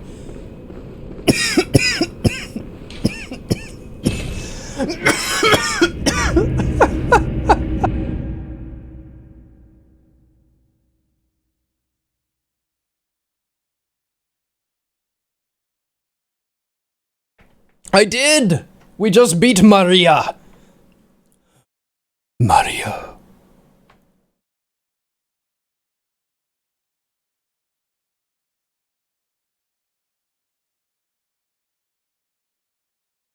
Yeah, we haven't killed Lawrence yet, and we still have Orphan as well.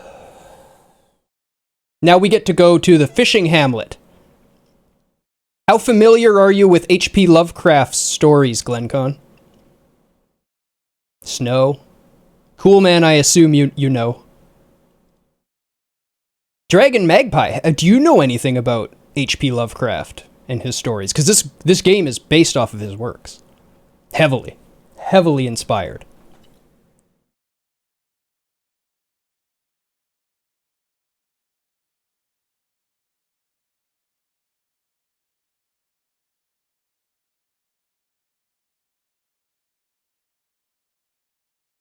Yeah, seems bad, doesn't it?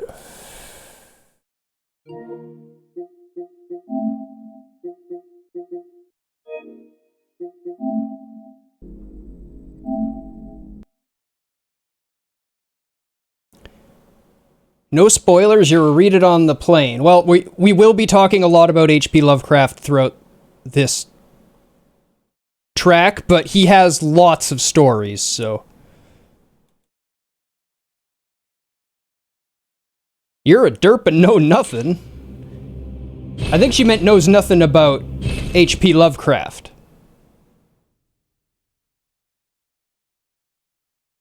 Yeah, pretty much.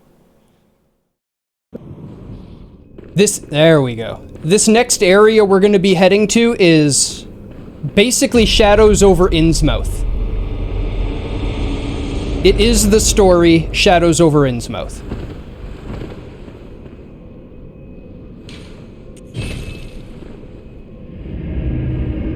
He's disagreeing with the fact that you're a derp, Snow Penguin, and we all disagree with that. You're not a derp. You just haven't read stories written 200 years ago now? How long ago were they?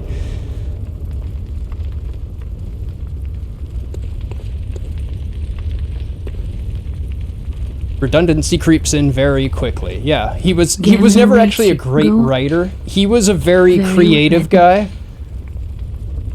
in the fact that he took a lot of very creative drugs.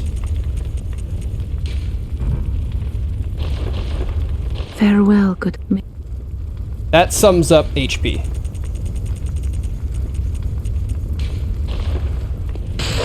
(1920s). So, 100 years ago. Thank you. I thought it was late 1800s. That must be when he was born. Really creative night terrors, yep. Gammon awaits you at the foot of the great tree. Go on, good hunter.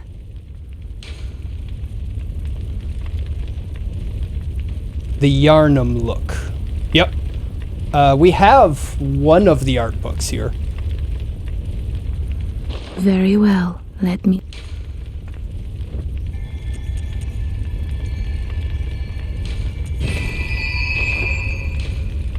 Farewell, good hunt. May you find your worth.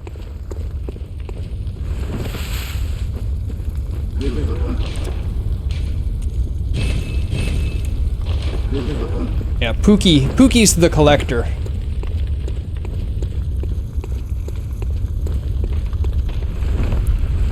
She also gave me her... Oh, hey! Howdy! She also gave me her, Cosmic Eye badge.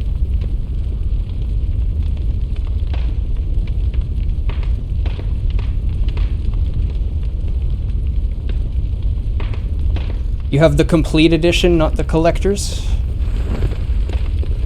Yes, Pookie collects low-level, no-hit boss kills. This is true. No buffs, either.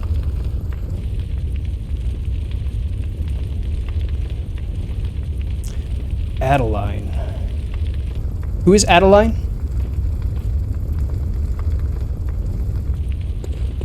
I'm bad with names.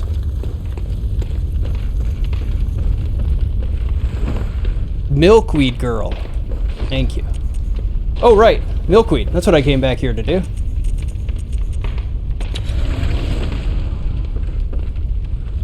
Yes. The strangest item in the game. I give to you broccoli head. What do I... Well, lore-wise. That's gonna... Why is that gonna be a problem? I see it as their portrayal opening, sort of representing and portraying to the player what the church was really doing. Playing with brain fluid, the water, the strange amoeboid thickened eye brain fluid, injecting it all into one person. But then, I believe with her, where she's got enough of it, it's sort of like us with it's the power of 3 again in the game, right? Like the 3/3 chords. It brought her understanding, her insight, her depth of knowledge, her ability to perceive the the Eldritch world up to a level.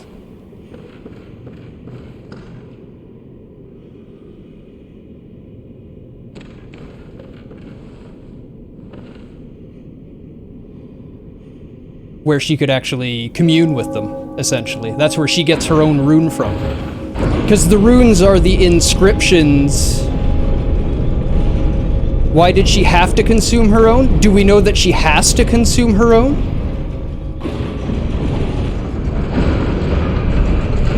We know that she did consume her own in this instance, because we smacked it out of her and gave it to her.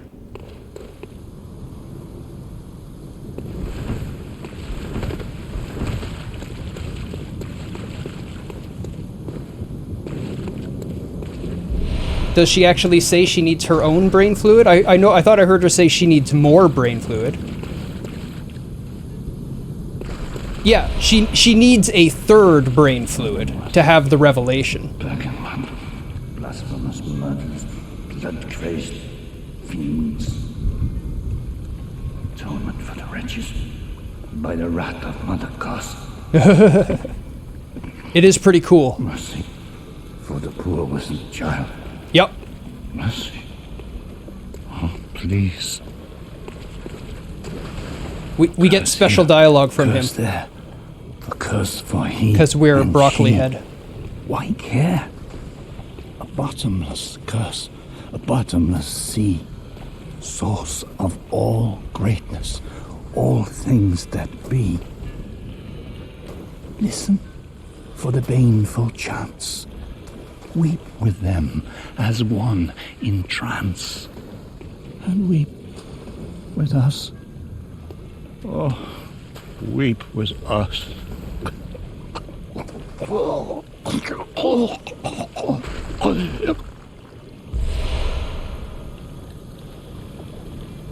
Listen for a call. Fix. I guess I can stay milkweed for now, it doesn't matter. We get a different communication with him if we're not in milkweed form. She just says she needs more, and you take away what she already has and give it back to her.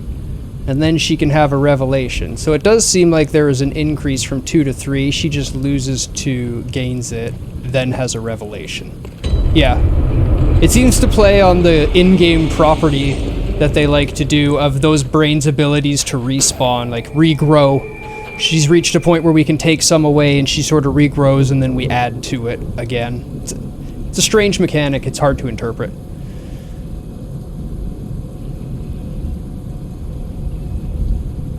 Don't take that much for you to cry, nothing wrong with that.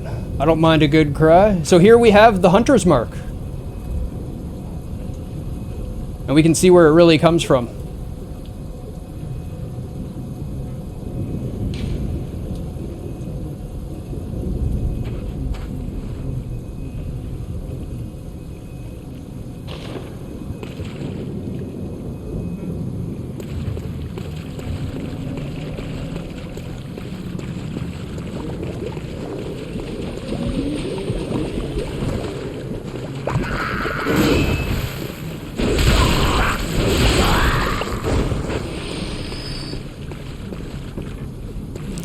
I think the description of her brain fluid kind of explains it. We fail to realize our own latent potential until the moment it is lost, and we sense its absence.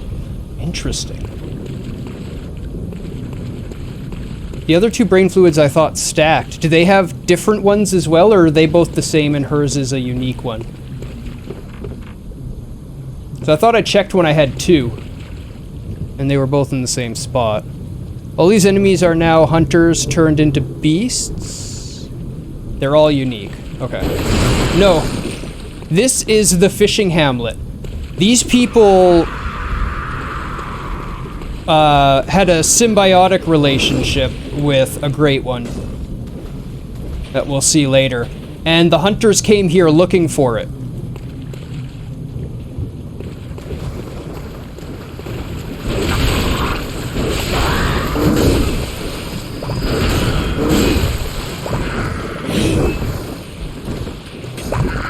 Enough of that.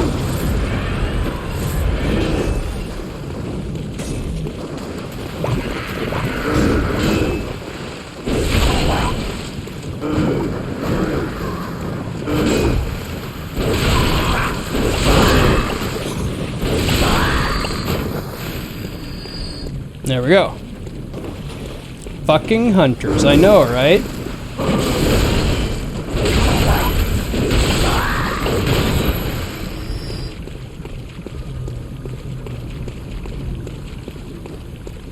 There's a lust for power. The great ones have power and they want it.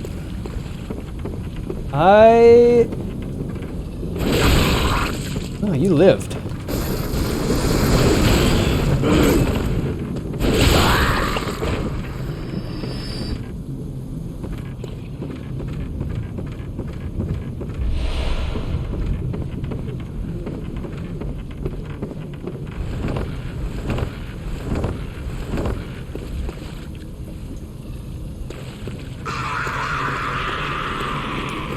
She couldn't hear her potential until she lost it, which, yep, enabled her to recognize the value.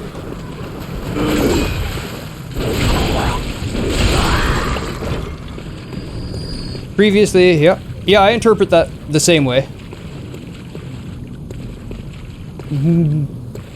I mean, by direct reading, then, it would mean that it was her own internal revelation.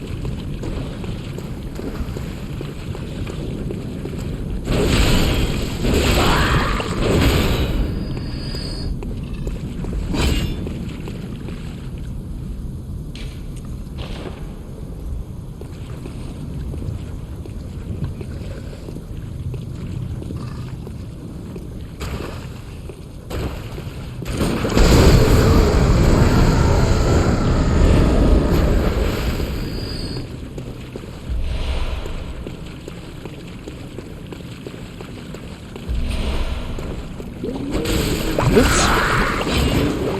The hammerback.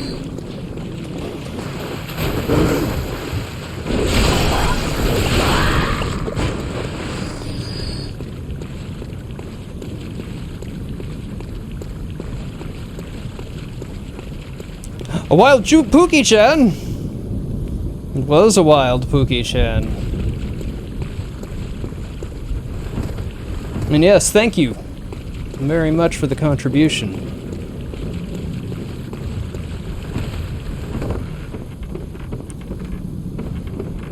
Ladder is further down. I don't think I'm gonna go in the well.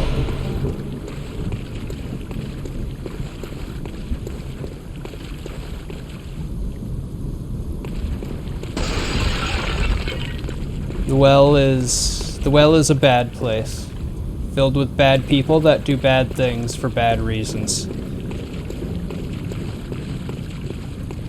The well is where you get Maria's weapon.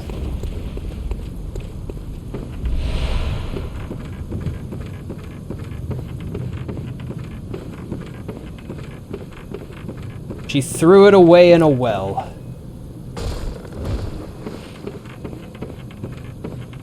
I only have 10,000 echoes, that's fine.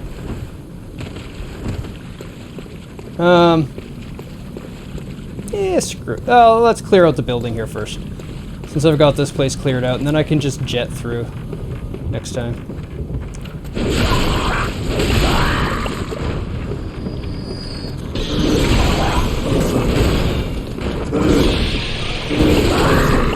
Bad spot, bad spot! Get out!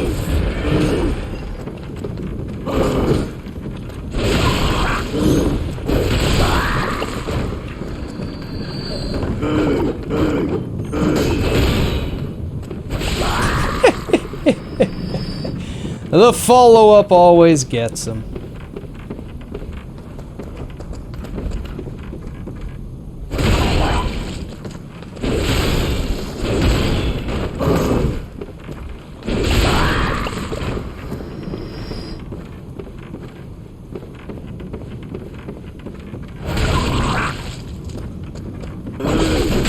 shit.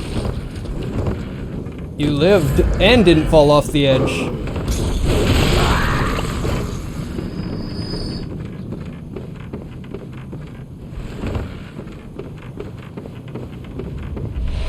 Gotta be something there with the wall. Where are you thinking?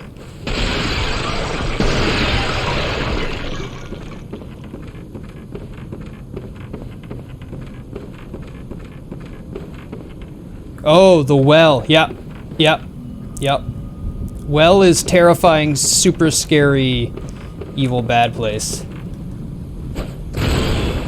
Missed. Ow.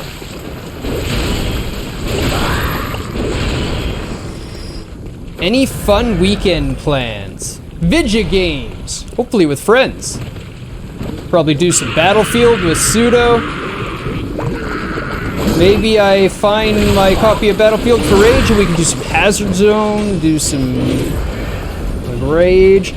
Insurgency's got some new content out. We've been enjoying their expansion. Got new weapons, new map, new game mode for PvP. We could try out the PvP game mode. That could be fun. The PvP game mode has a, like one person's a VIP, and the rest is a team of operatives that have to... Yep, it's a free update. And the rest of the players are a team of operatives that have to protect the VIP. So one person plays a helpless guy that just has to, like, avoid and survive. And if he gets killed, the whole team loses.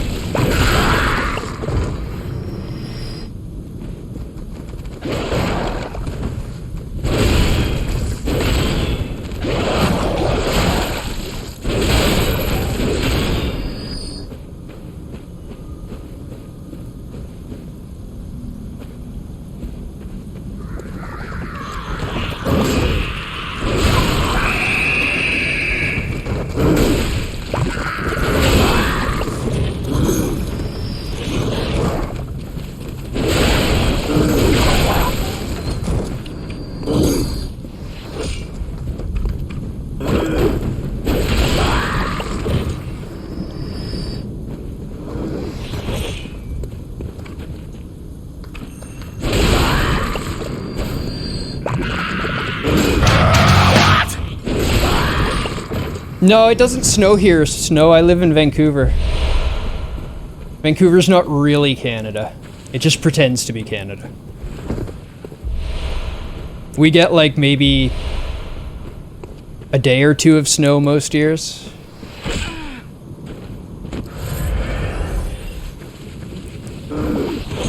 It used to get more when I was younger, but we haven't gotten snow for a long time. I forgot about that part.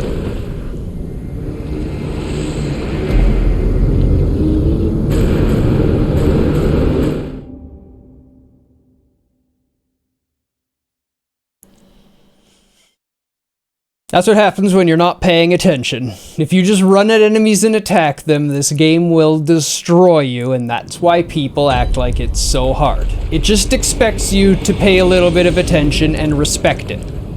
That's all it wants.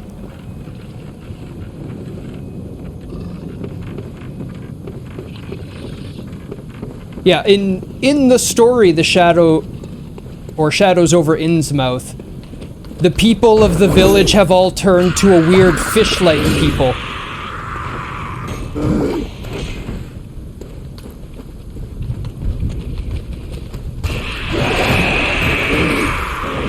He's got my echoes.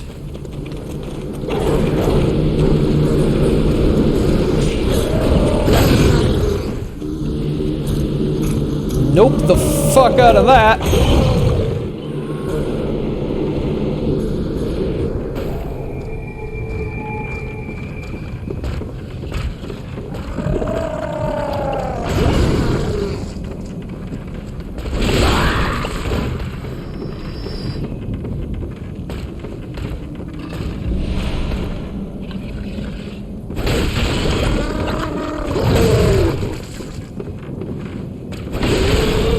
I'll gladly cheese you through the door.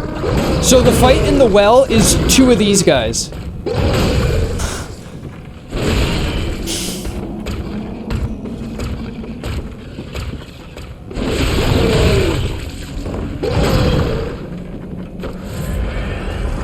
Kind of. The second one doesn't have the weapon. Yeah, with no cheese spots. Ow.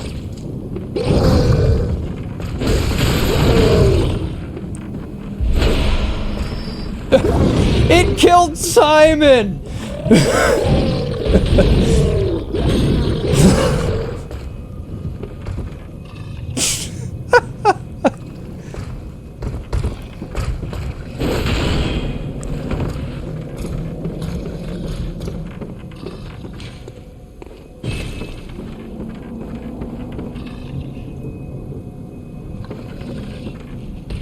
The guy we were talking to before.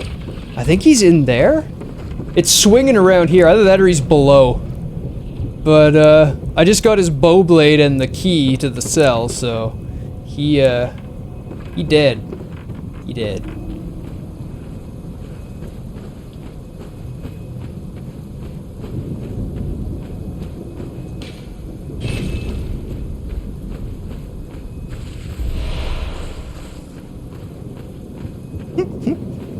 That's pretty funny.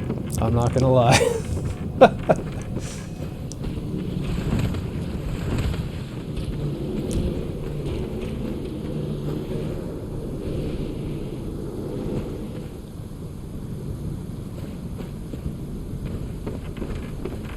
Oh, this is gonna be fun.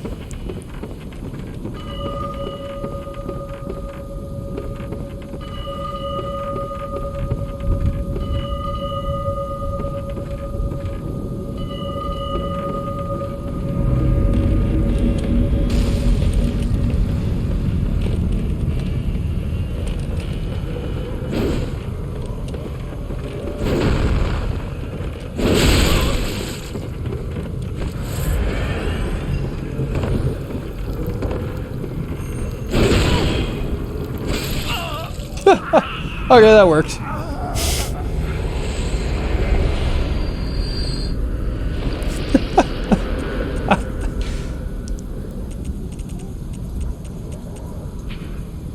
Brador donned a compatriot's beastly scalp and hide while still moist with blood.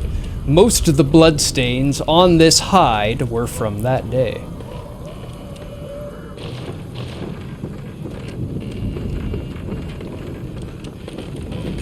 Meet Brador. An interesting character.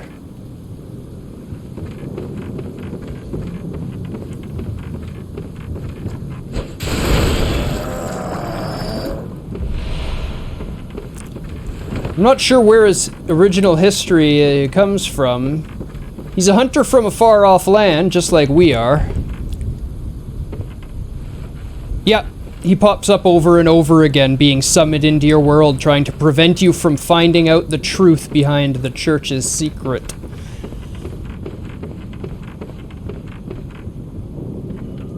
We already met him once in the cell right after we defeated Ludwig.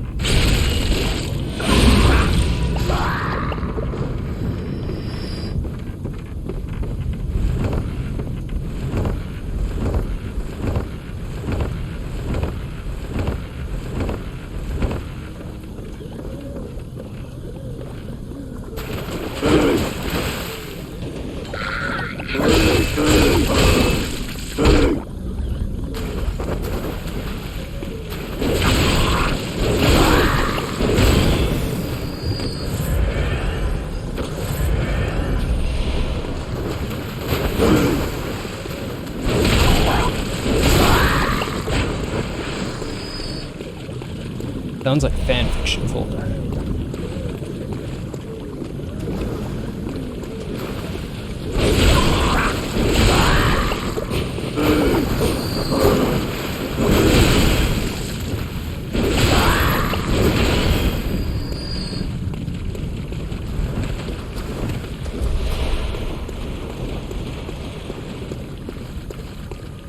Hear more out there.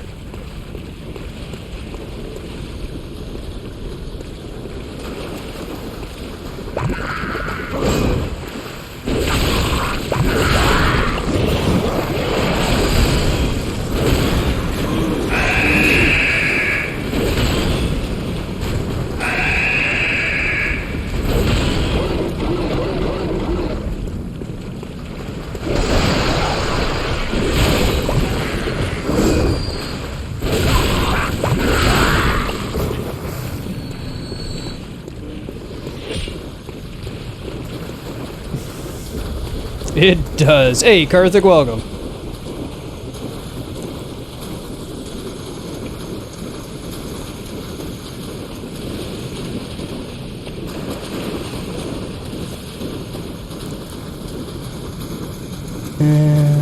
Writing and stuff like that, maybe.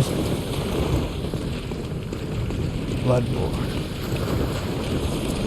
As in thematically with her throwing the weapon. Oh, I see, I see. I think it's, whoa, more the location of the well being in the town where the terrible thing happened. Because she would have been there when the terrible thing happened. That was her time, that was her era. And with a job that important, it wouldn't make sense for her to not be there. I guarantee she was alongside Gearman there.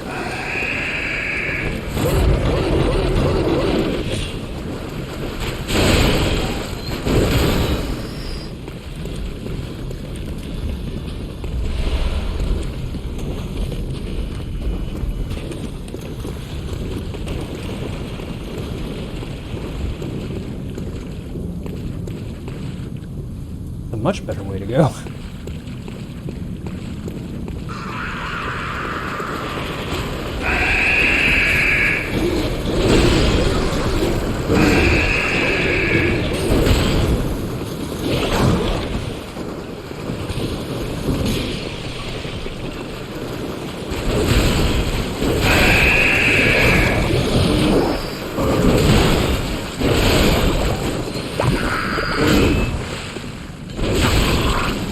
Okay. That's enough of you three. But damn it. I'm gonna deal with you up there now. Oh, and another one of you. Come on. Stab. Ow. Oof. That was not what I wanted to happen.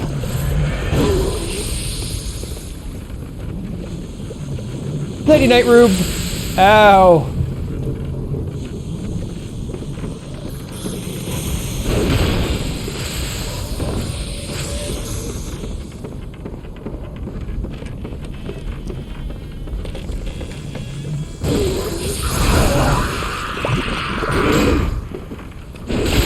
Oh, you lived? How dare you live? Die.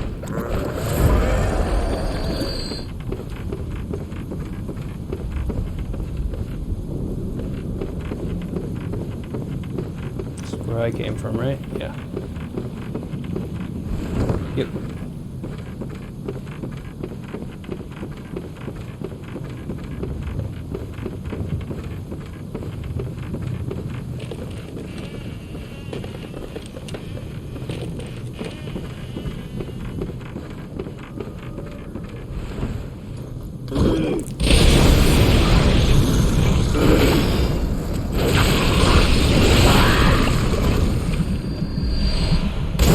What? Where'd the other one come from? There one left that hadn't exploded.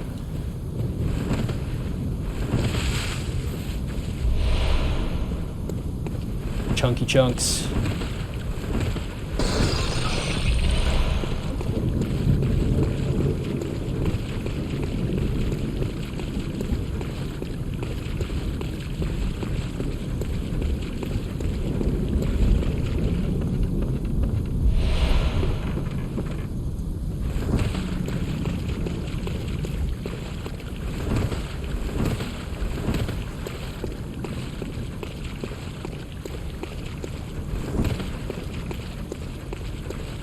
Okay.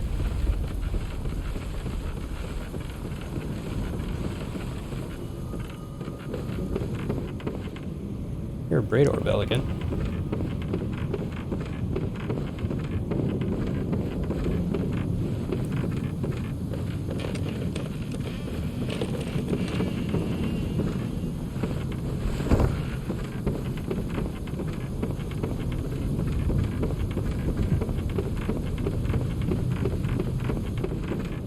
Okay. This was not the way I had gone. I was turned around.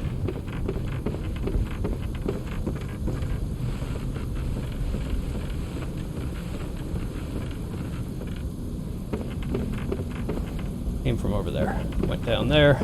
All cleared out.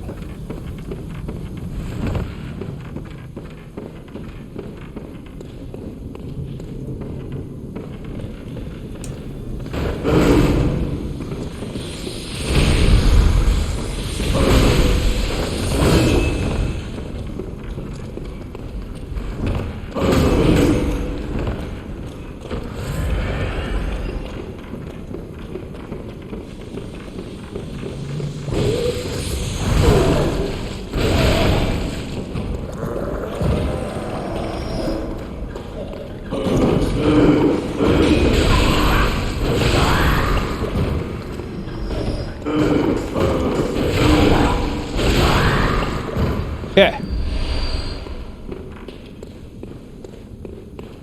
Got him out of the way. Let's go to deal with Lightning Dude. Just thought he was down here instead of to the left.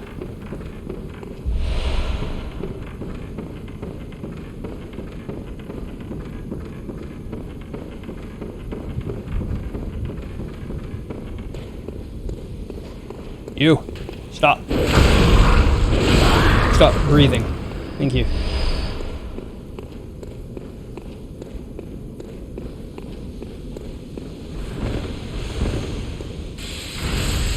Shortcut.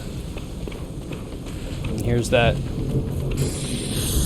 lantern we were at earlier.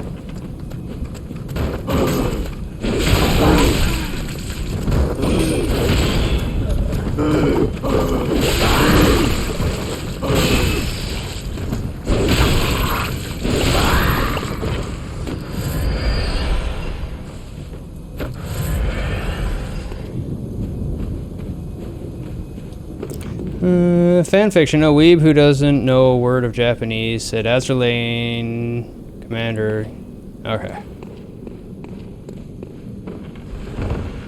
I guess that's why it's fanfiction and not official, because they don't know what they're doing.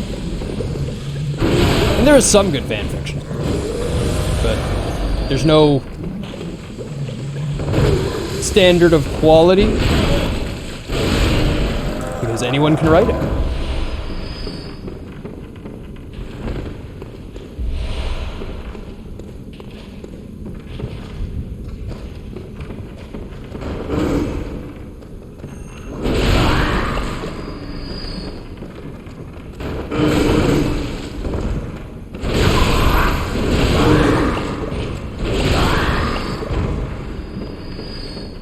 Hammer smashed fish.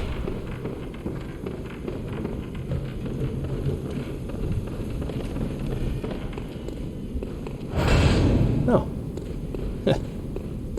Been here. This is the beginning. Come this way. Okay. Open my shortcut. Along this way.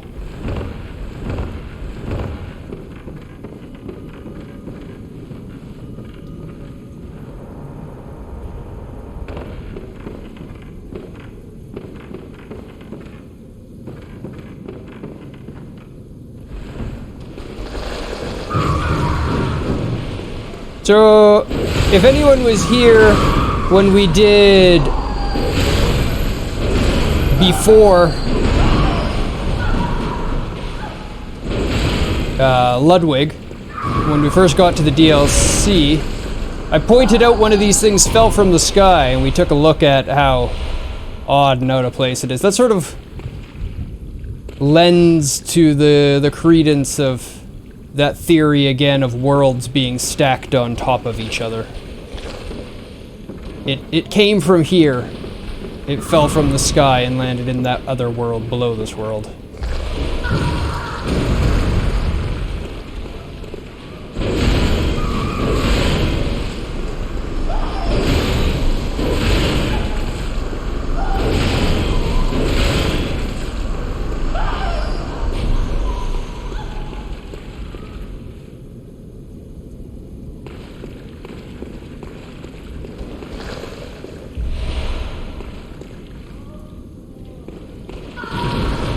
Definition explanations at that point. Yeah, I mean, not everybody is a qualified writer.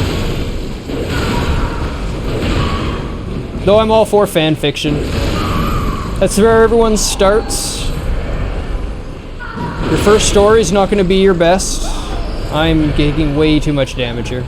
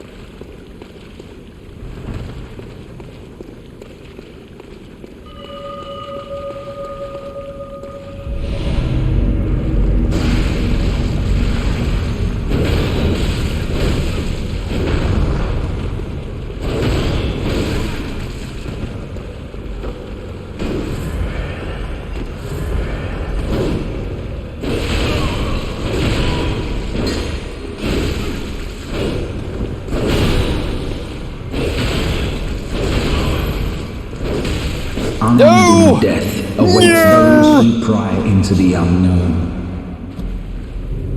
You like his hat? Me too. It's the antlers of a cleric beast.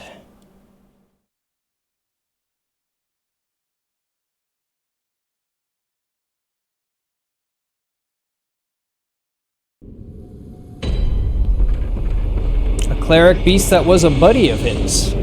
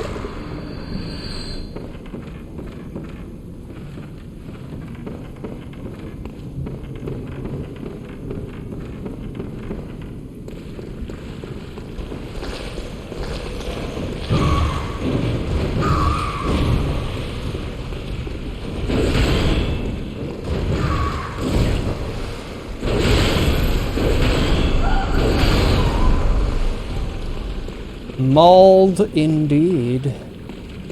You've got my echoes.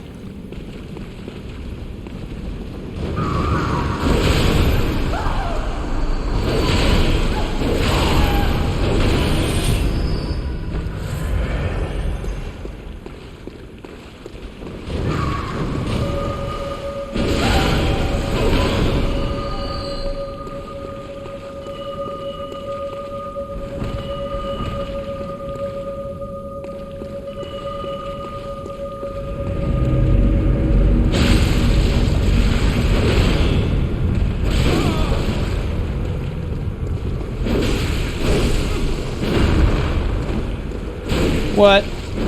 That.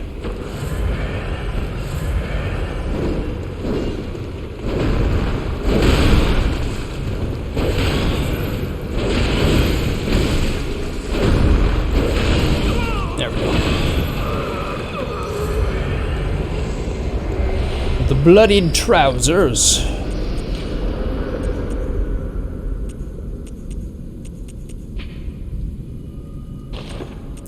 That's what we started with. This is his.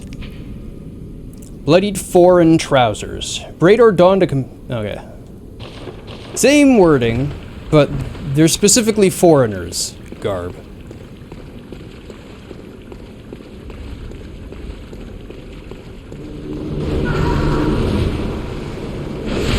Ow.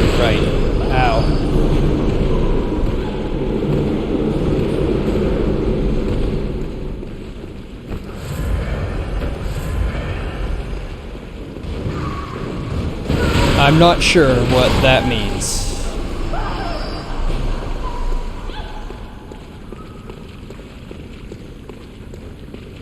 Me S confused?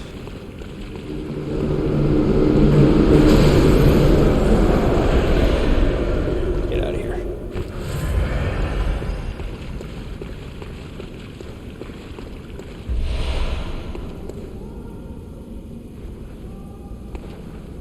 We all know what that's. Oh, branded jeans. That would be why I don't know it.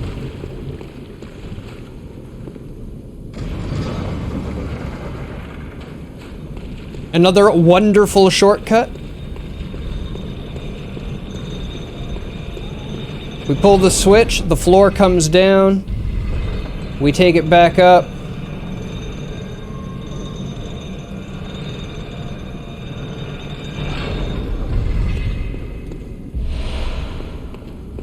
And we can open this door.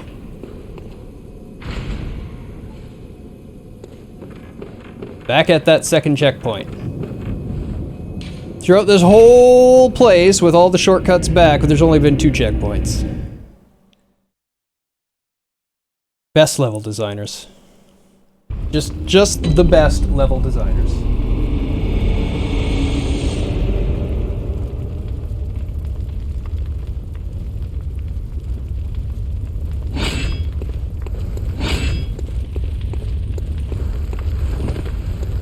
Gammon away. Very well.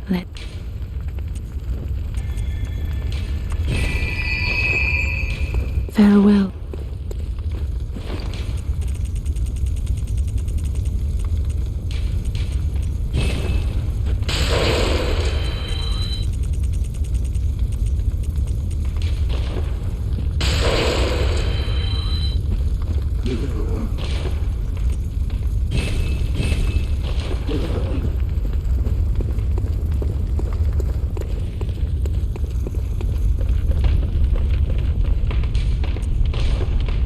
Oh wow. It actually needs a repair.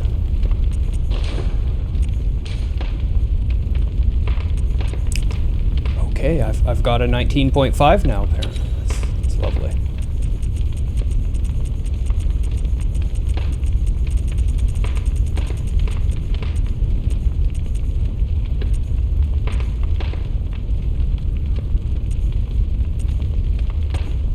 Dental is nice, but I'll take damage.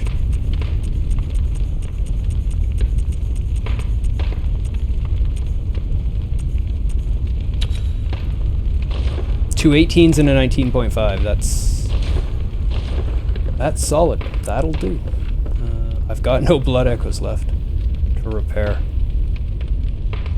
Want to change my rune?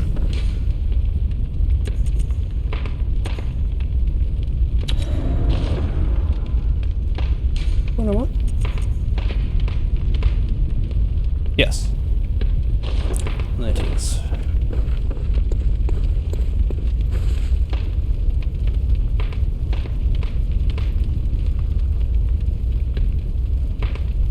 I missed a Brador spawn somewhere.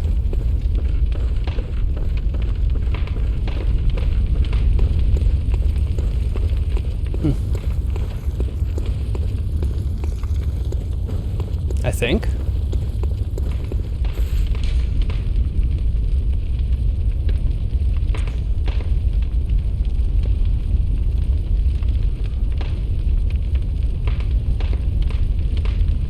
He only comes out later. I've got to go back there for it. Is that what it is?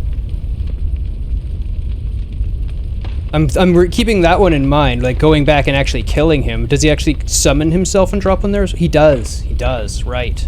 Okay.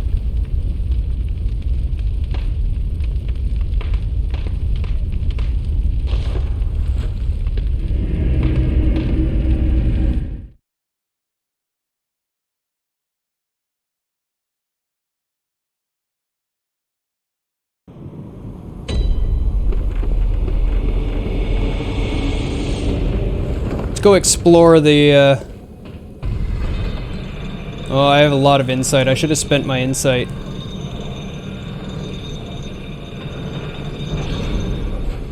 Down here, I believe, is just an item.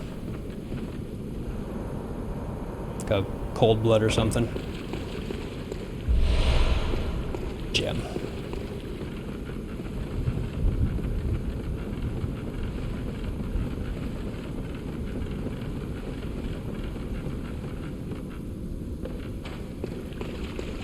That's bus. Don't want to go there yet.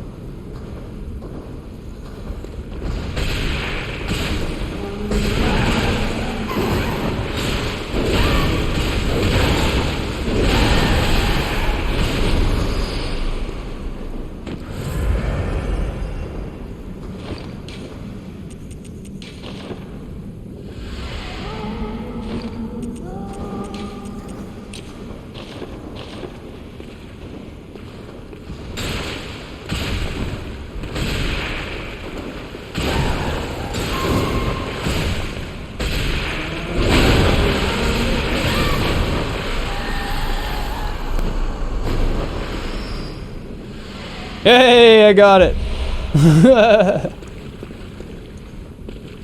Nice dodges. Thank you, Pookie. So this looks down into the well. For those that wanted to see the well. So how it works is you come down, and on that, here's the ladder, right? You come down into here, and then that guy aggroes right away. That guy there. And you fight him, and at half, this guy drops off the ceiling and joins him. Now, this guy has no weapon, so he's got a simpler moveset. He doesn't have as big a crazy range, but he's still deadly. He's still got stupid range. He's still hard to avoid. And when paired with him, it's a bitch. He does have half the health of the other guy as well, so it's not completely insane, but it's not easy. With a big slow weapon like this, I don't even want to try it. I'm not doing a skill build. I have no need to get the Rakuyo. I'm not gonna do that to myself. Oh, you lived.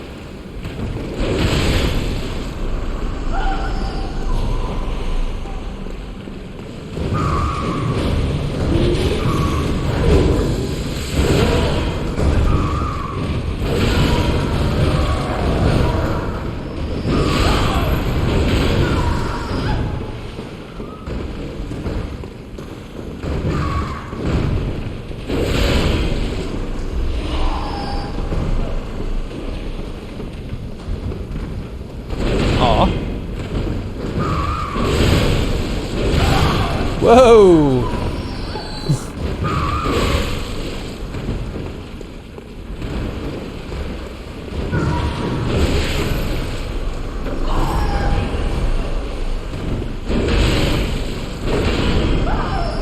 Need more over there. That's it? Okay.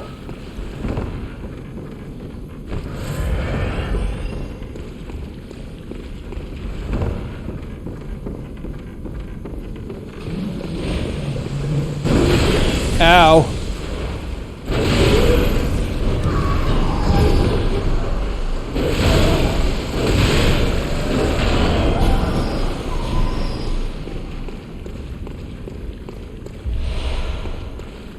Owie, owie.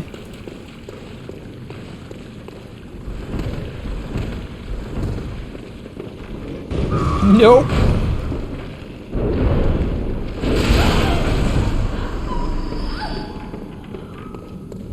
The blood rock. We can get another weapon to plus 10 now.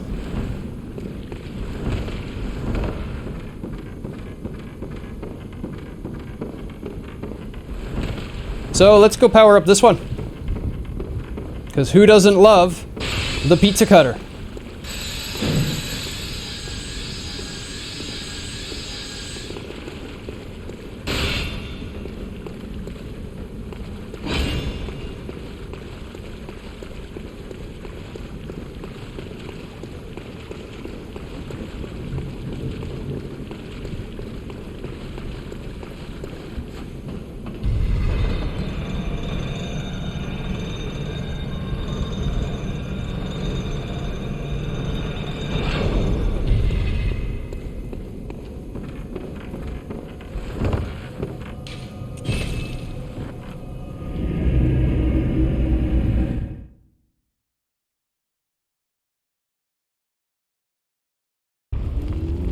Now the next boss, other than killing me for the next, you know, rest of the stream, has a whole lot of lore that can be talked about too.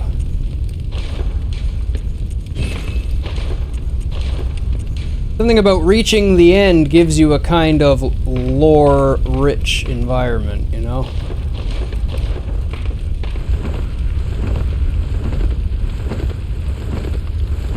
Oh. Didn't repair, did I? I did. Not gem. Fortify.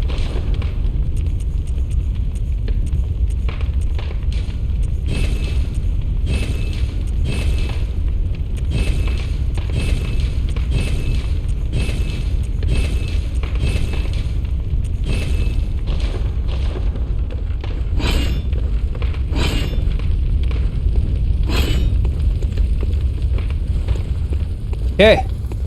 It is now a viable weapon. I don't know what to do with it, but it works. Oh, I guess I don't have gems in it, do I? What does it actually take? Definitely won't be up to par with the other one's gems.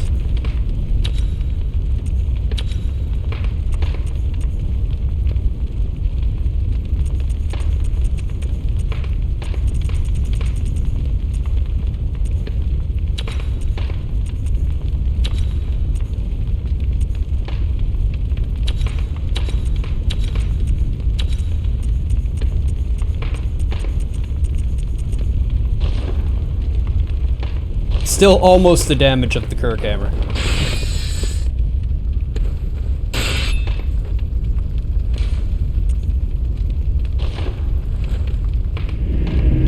But we're sticking with Captain Kirk. I said I was gonna kill everything with the Kirk hammer, and by golly, I will kill everything with the Kirk hammer.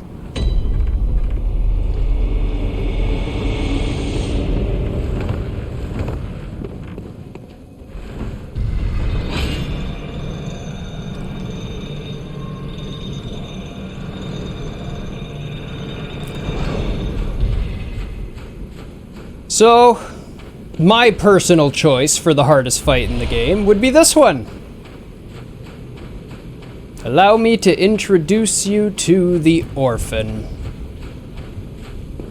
With his mother, the Great One, laying on the beach. Meet Cause.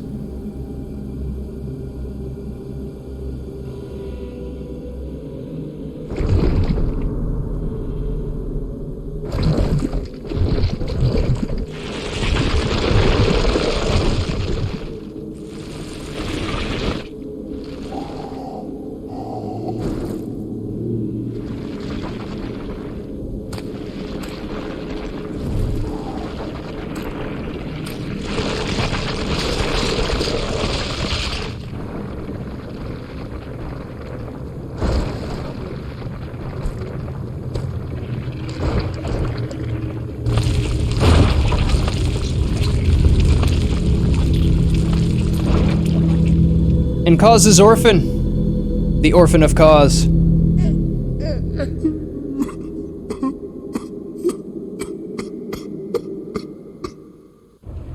He's sad.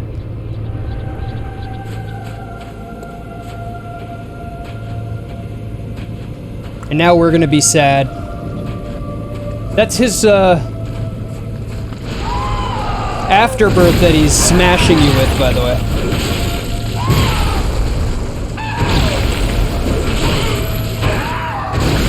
That was a bad one.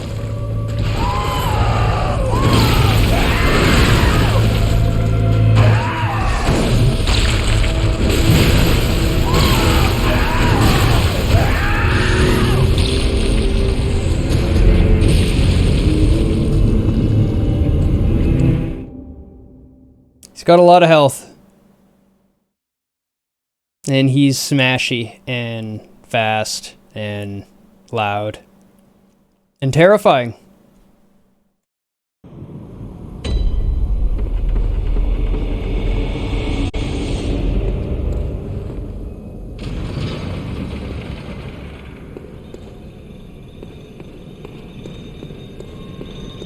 This was the only fight I've been worried about. This and maybe Lawrence. Lawrence will take a little while. I'm confident on Lawrence still. Orphan always gets me. Me and Orphan do not get along.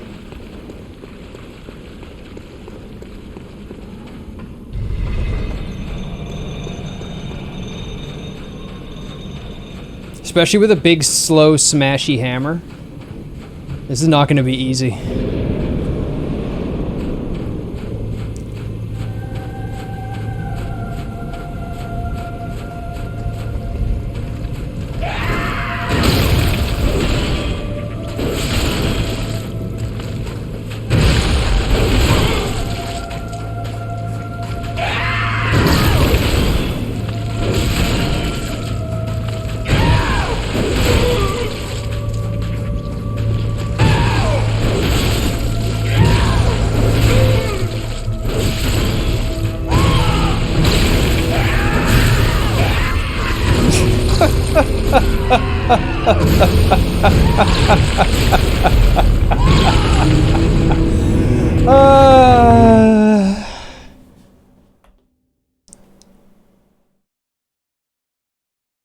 Yep.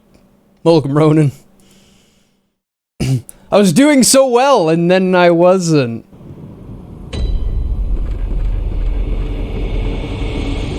He sounds like a goat. I wouldn't tell him that.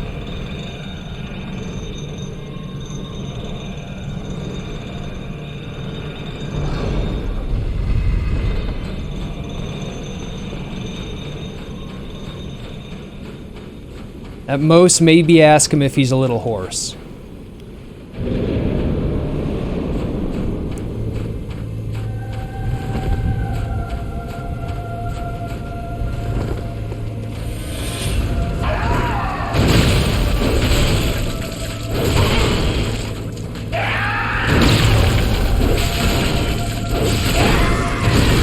Knew that was a bad idea.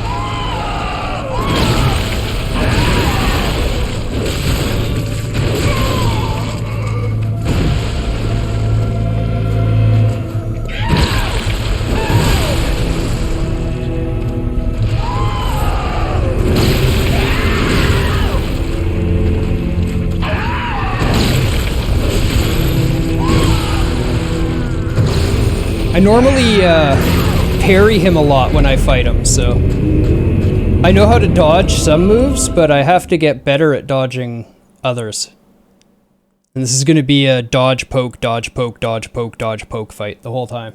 I don't think I'm ever going to get more of the... Oh, that's not true. When he was doing the big circular charge up and I dodged around back, I had time for a charged R2, I'm pretty sure there. So I'm going to be trying to get that off on him.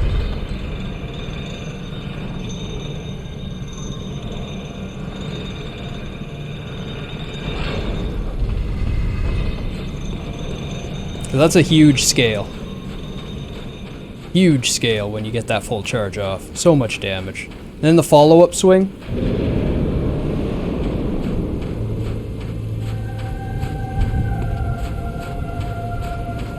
Hey, buddy.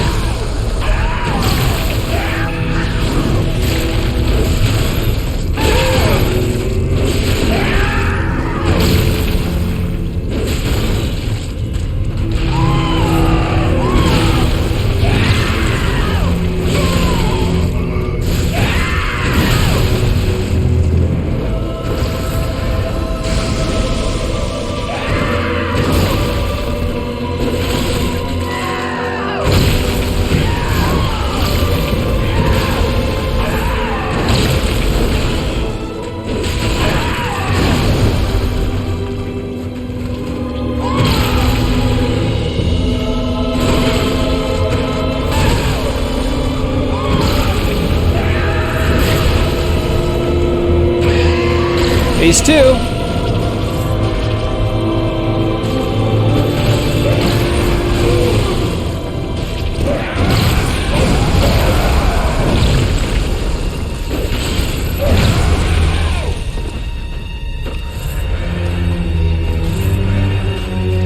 Sound design is so good indeed.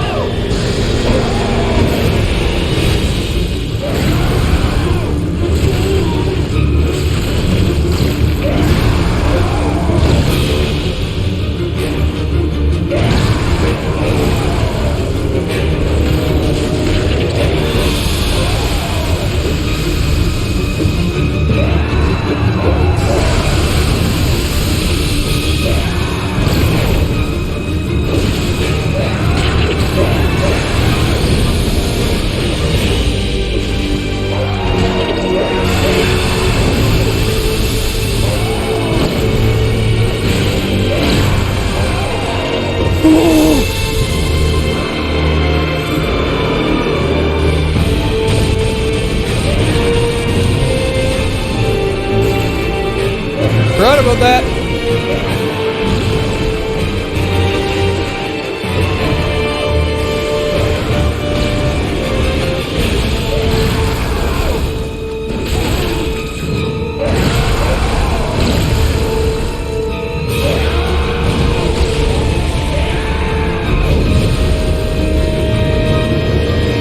I was doing okay until I panicked about remembering about the big electrical attack and tried to run myself out into the water abruptly.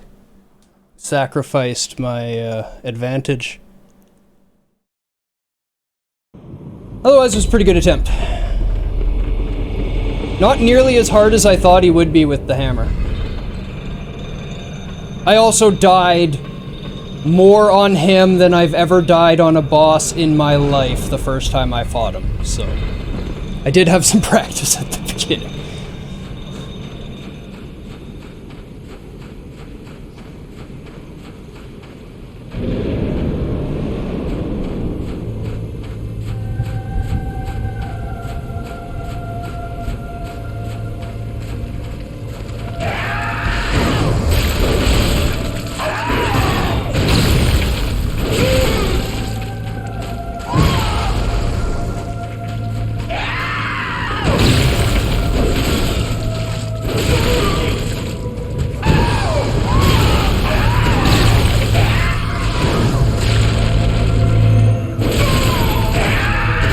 Never go for the follow-up on that. It doesn't stagger him long enough.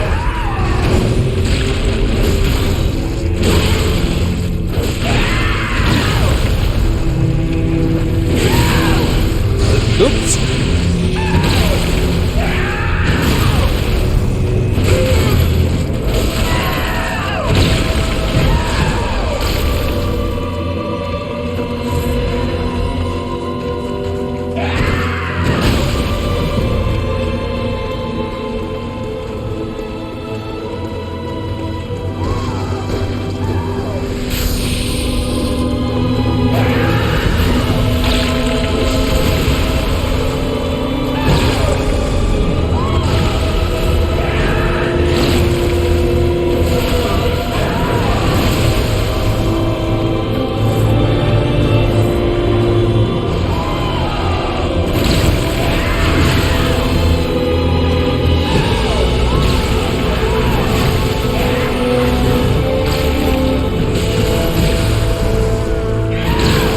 That was an unfortunate attempt.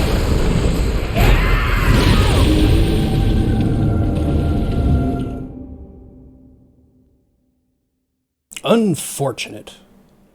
That is what I would call that one.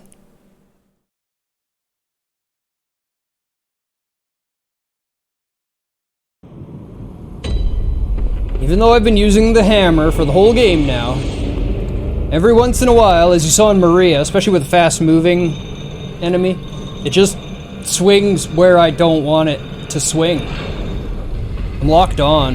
It just misses, throws me off. Can't remember what attack of his actually got me. Probably just overextended. Missed a dodge.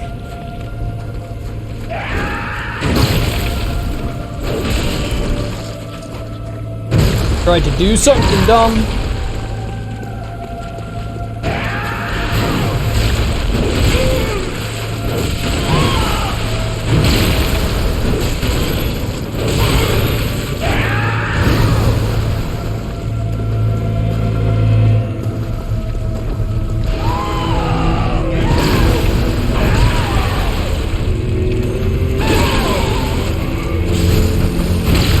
Gotta stop doing that.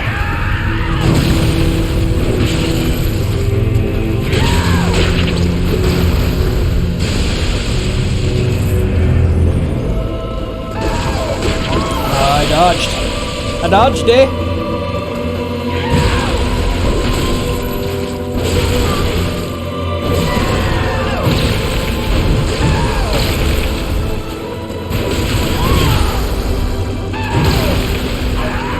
Oh, I disagree. I was out of the range of that one.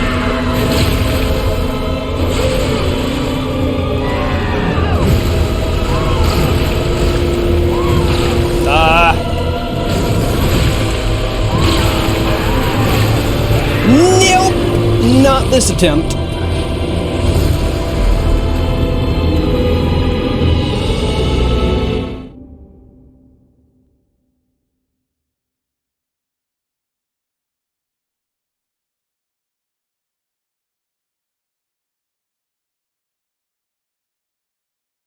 I think I just misread him.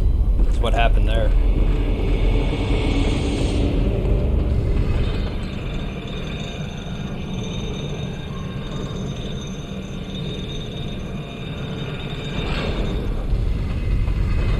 So can we think of any other times where in a game you are killed by an orphan wielding their own afterbirth? Has that ever happened before? Or is that actually original and creative?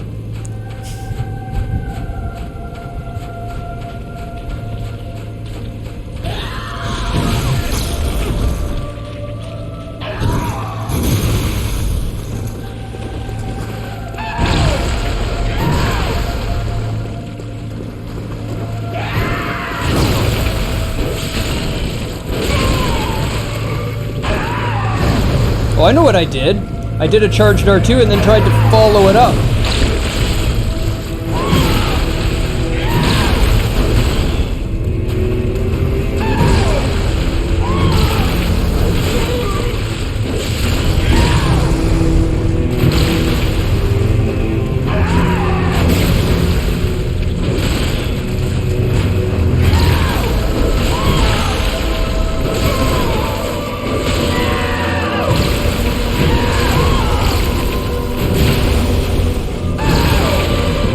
Missed.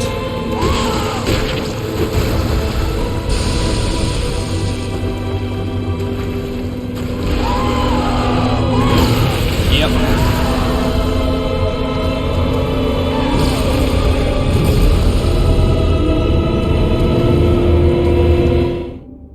You gotta get used to the way the placenta afterbirth changes distance as he swings it.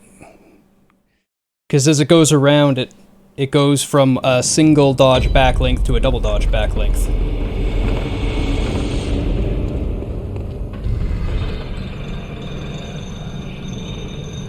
Which also works as a handy roll catch.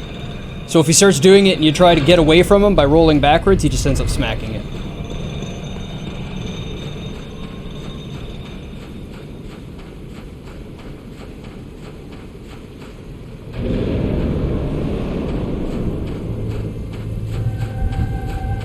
I went through him, but I went two through him.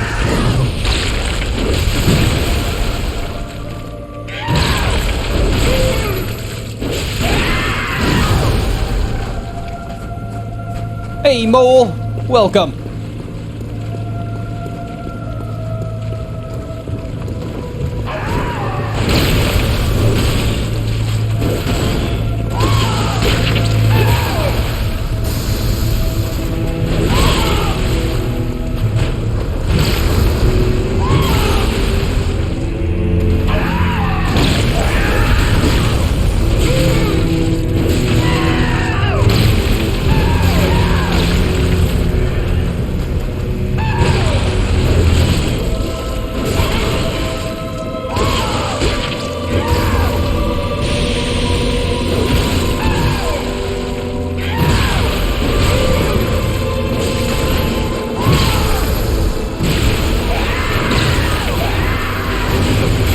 Went backwards, gotta go forwards.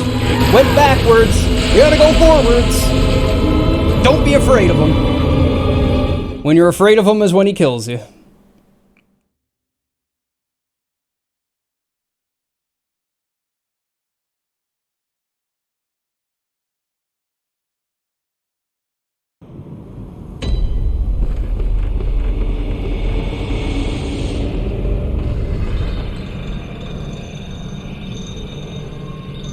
I like on that camera angle you could see the sword through the hammer.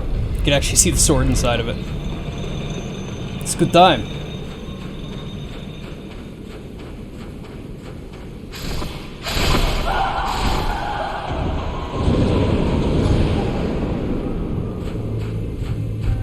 How's your evening, Mr. Mole? We're fighting the Orphan of Kaz.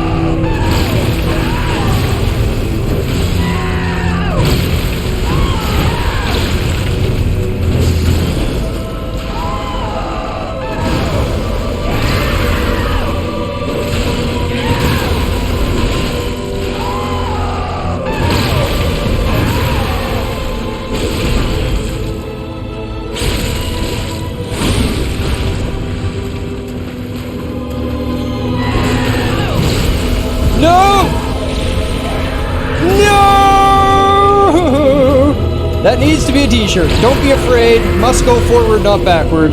Must go forward, not backward. That's pretty good advice for most situations.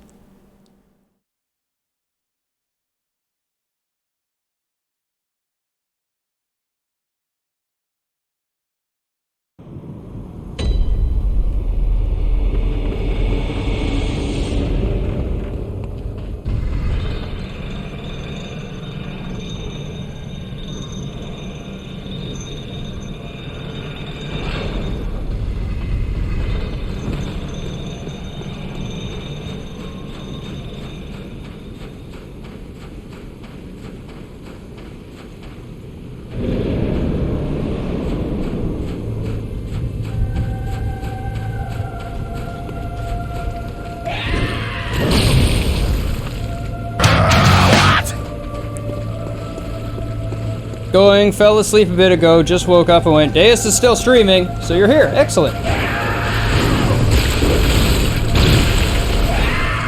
I disagree. I dodged the other way.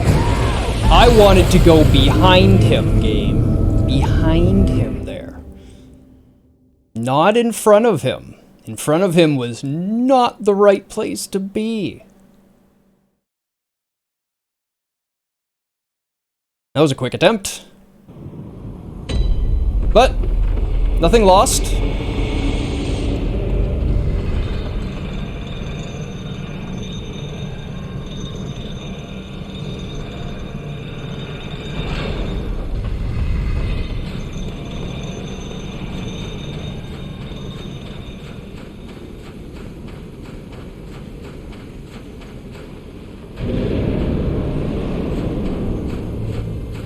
You missed the Maria fight, Mole. It was marvelous. I can't believe I did it as fast as I did. I expected that to be harder with the Kirk hammer, too.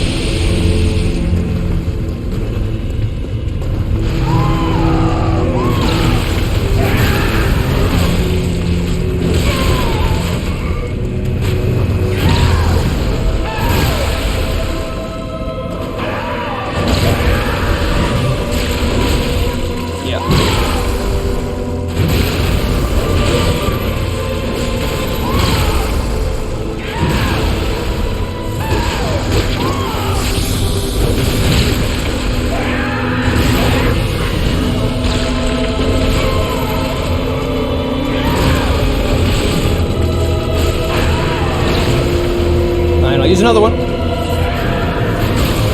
Aw.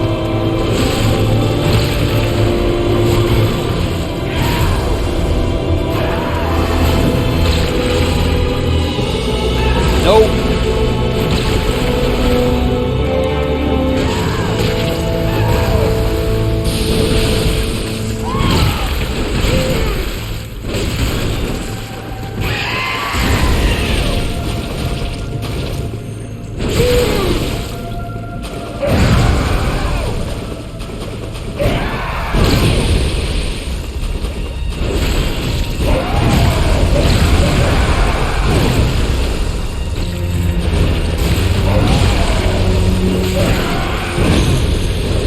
Where'd he go?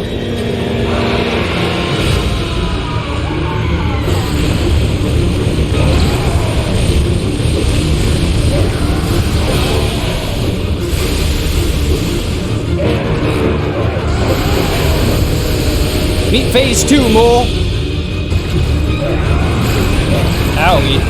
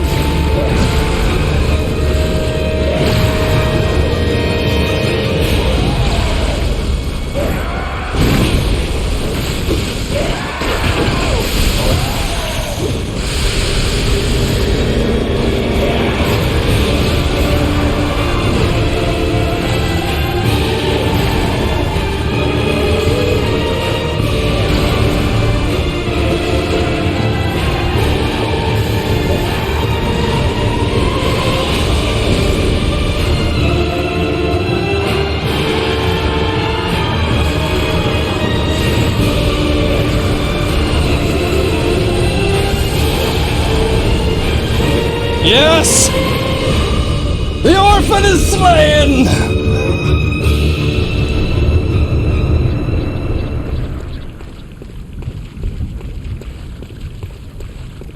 Thank you for the GG, Pookie. Oh, that got the blood a-pumping.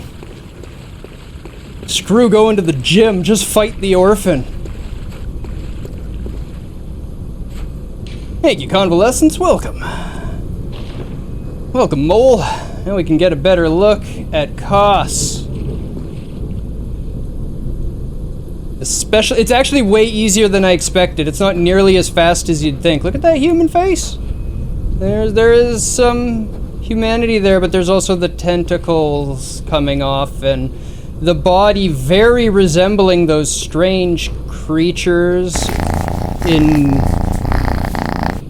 the Nightmare Frontier. Koss is definitely a great one. It's all over the place.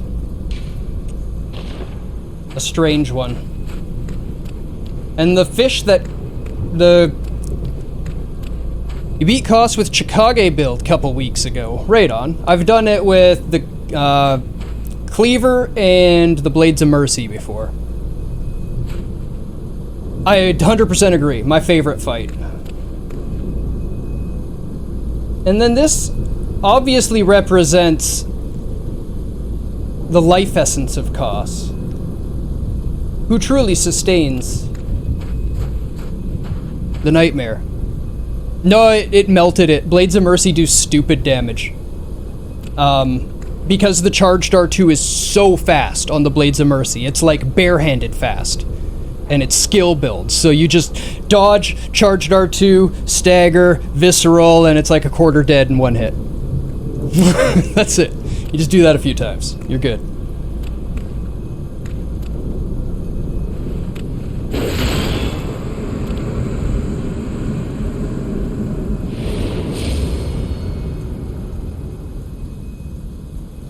Also, the sewer sharks were super easy with the blades. It only took me like 5-10 tries kind of range. Just nothing for sewer sharks. Sweet child of Kos, returned to the ocean. A bottomless curse, a bottomless sea, accepting of all that there is and can be. This game is a masterpiece.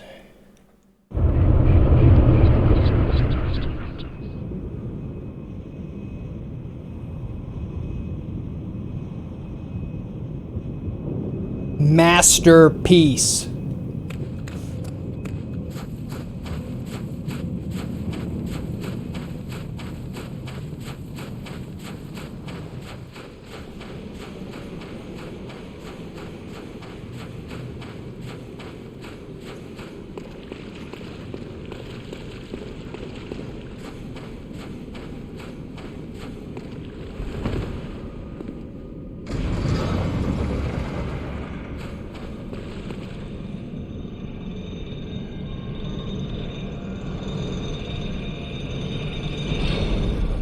Yeah, I was, on my Blades of Mercy run, I was planning on doing just another skill run.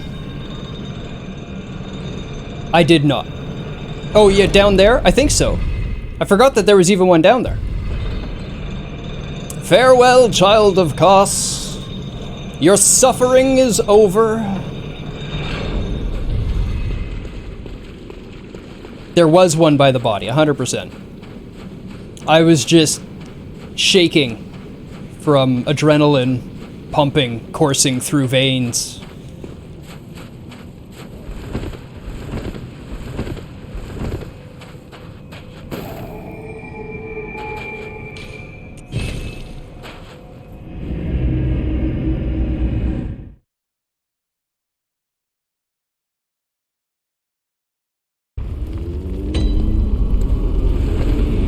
Gamino, go. Very well, let me. About another 30 minutes until grocery shopping. I'll see what I can do before then.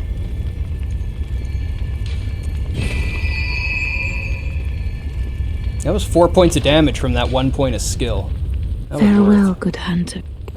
That was worth.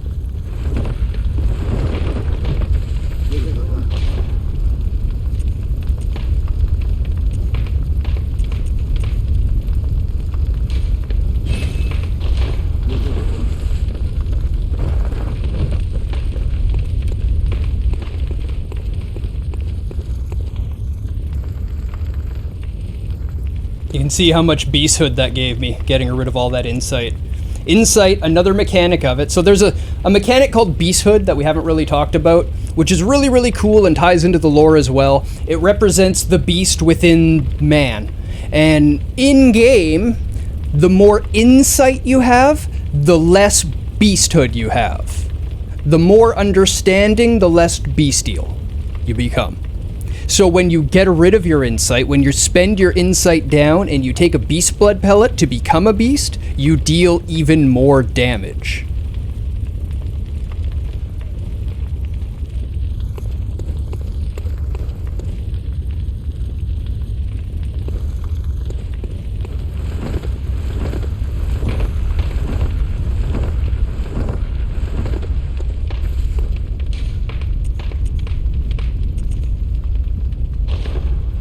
Nope, nope, whoops, go back, go back, go back.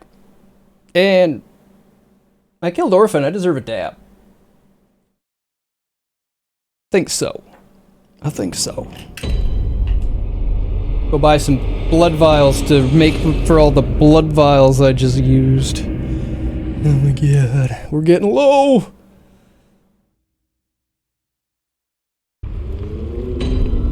Of course, to me, low is like 150, 200, 165. Puts me up to 184.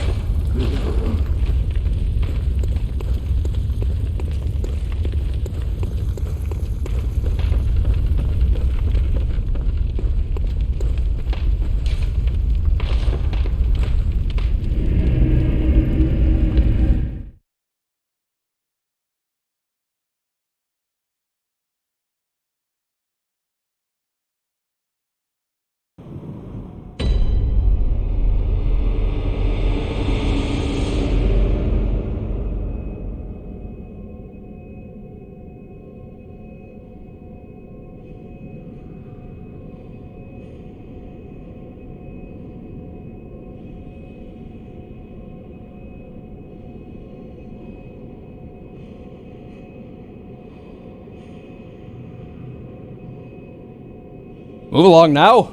Nothing to say here.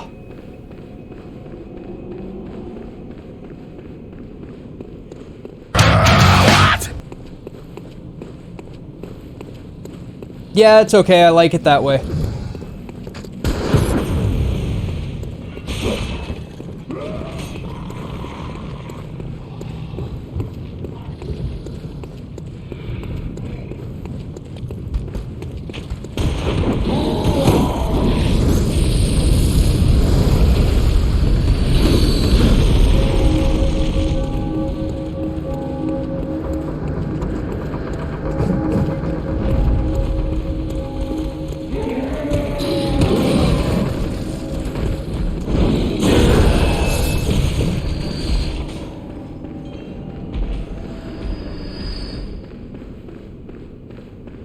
Now it's time for Lawrence.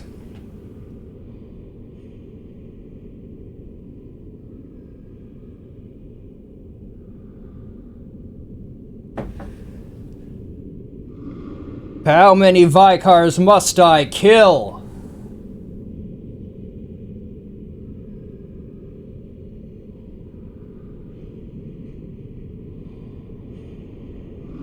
Single-handedly taking out the whole church. Twice!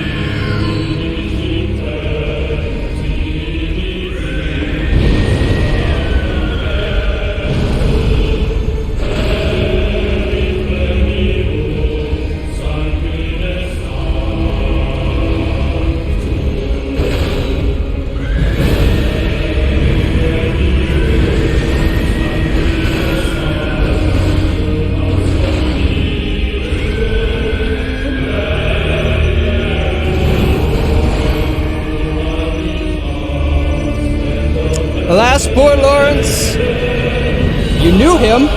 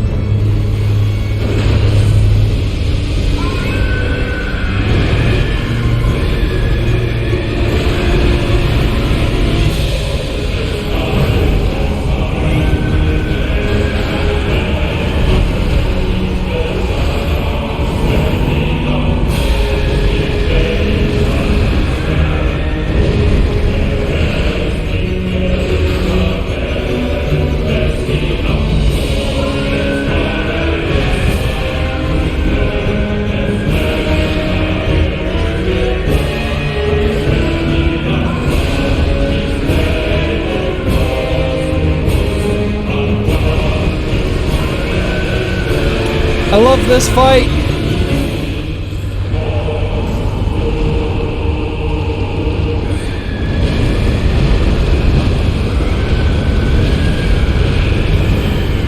No.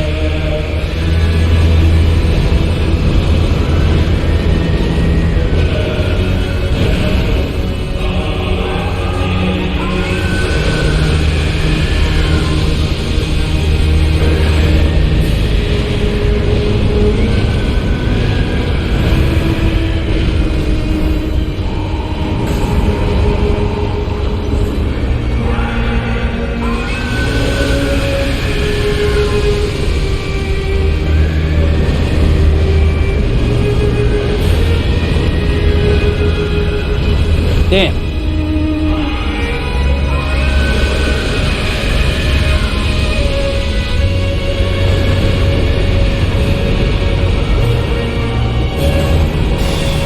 You love the pattern on the floor. Me too, that's why I'm spending so much time on it.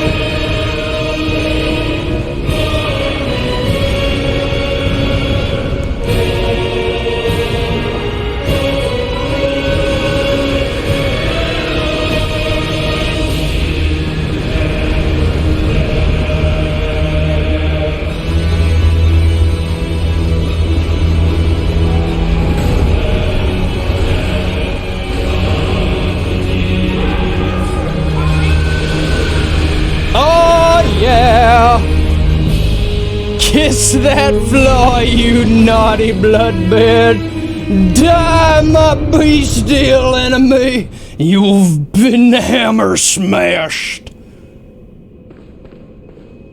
So that was Lawrence with the Kirk hammer. It's attached to the phase of the fight, which is attached to his health bar.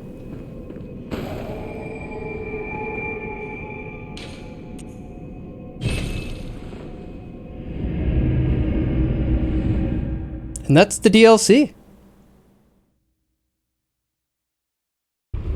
We learned all about the original curse. So all the hunters came to the village, killed Koss, well, interacted with Koss, because at some point, Koss and Rom are amicable with each other, so they clearly came to the village and found Koss, and had interactions. You know, they didn't, it wasn't automatically bad.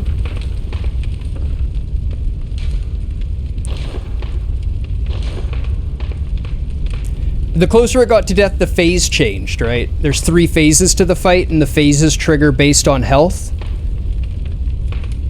But the music will be the same in those 3 chunks.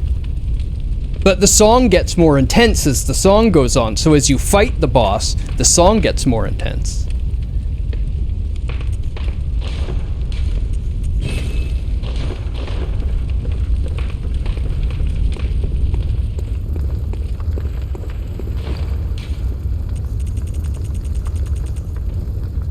There was 3, yes.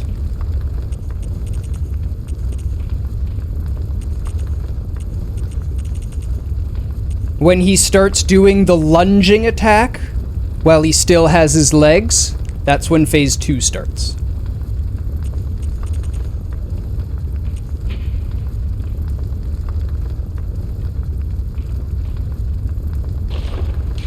And what did we just get? Rune.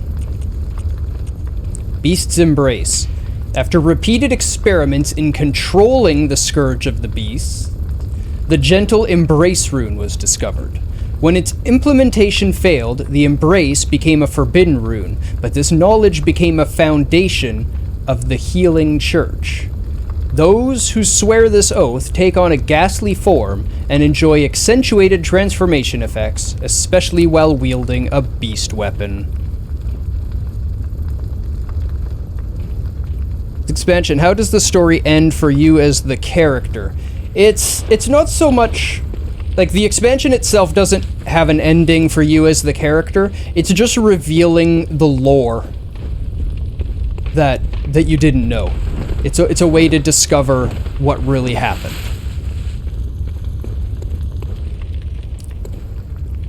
And now we're gonna get to fight Gehrman, and we're gonna learn all about.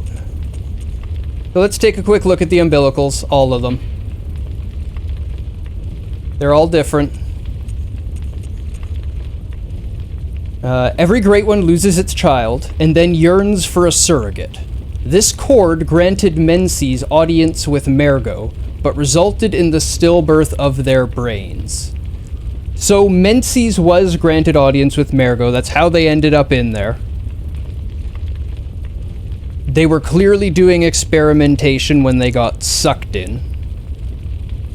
And it looks like they went through the lecture building, because it goes from their place to the lecture building to the Nightmare Menses, or the other path through the lecture building into the Nightmare Frontier. Either way, you're using that building to kind of navigate between worlds. This one we got from Margot, at the top of Margot's loft.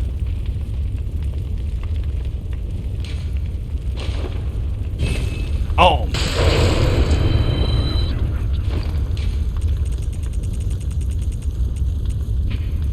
A great relic, also known as a Cord of the Eye, Provost Willem sought the cord in order to elevate his being and thoughts to those of a great one, by lining his brain with eyes, the only choice he knew if man were to ever match their greatness.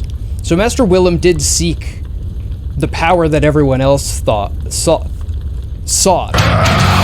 It's just where everyone else... Oh, well, thank you, Lawrence, for the donation. That is greatly appreciated. I appreciate the support. I didn't mean to kill you so horribly so quickly. I meant to give you more screen time. I'm sorry.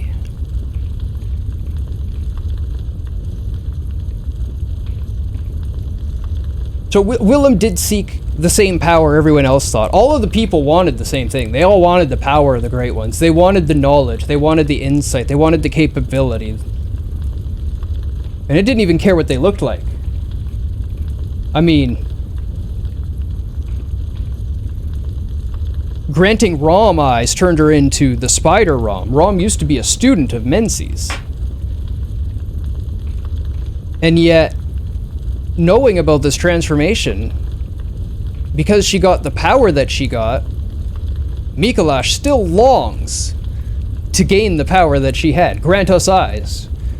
Cause granted her the eyes. You know, he even knowing the transformation, he's like, yes, I just want this power. I don't care, just let me be more than human. Willem wanted the same thing, but he thought the benefit was in the eyes and not the blood, where everyone else looks for it.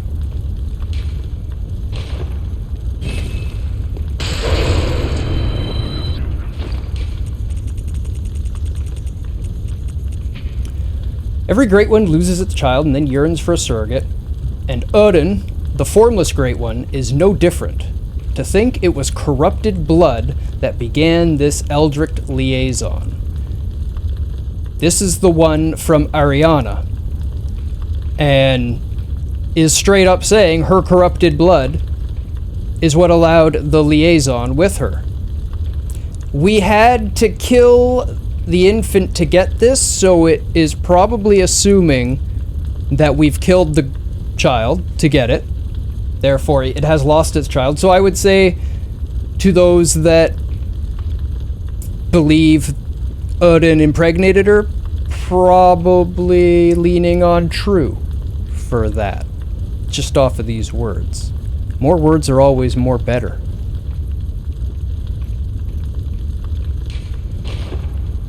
Nom.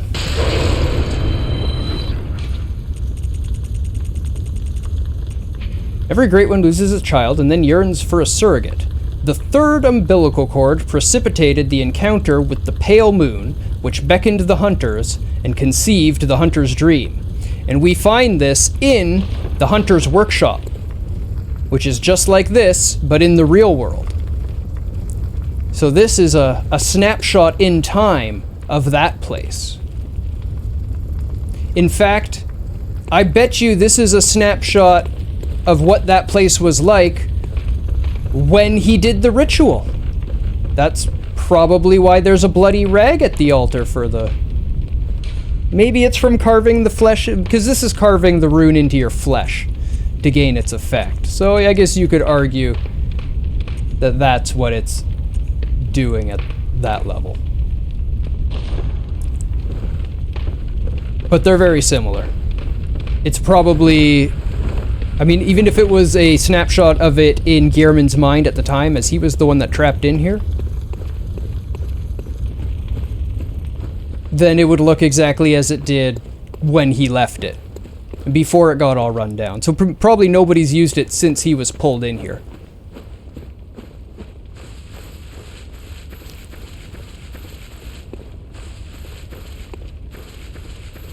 So there's a couple endings that can happen here. We're gonna try not to screw up. Good hunter, you've done well. The night is near its end. Now, I will show you mercy. You will die, forget the dream, and awake under the morning sun. You will be freed from this terrible hunter's dream. Hell no, you ain't killing me.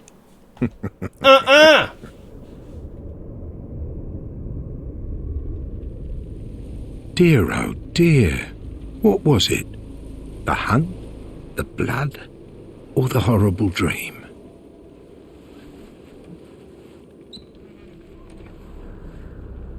Oh, it doesn't matter.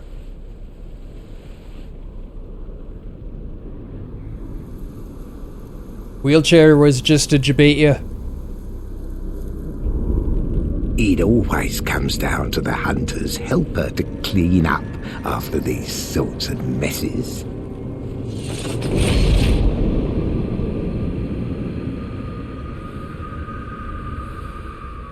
Tonight, Gammon joins the hunt. I do, but this is a wonderful fight.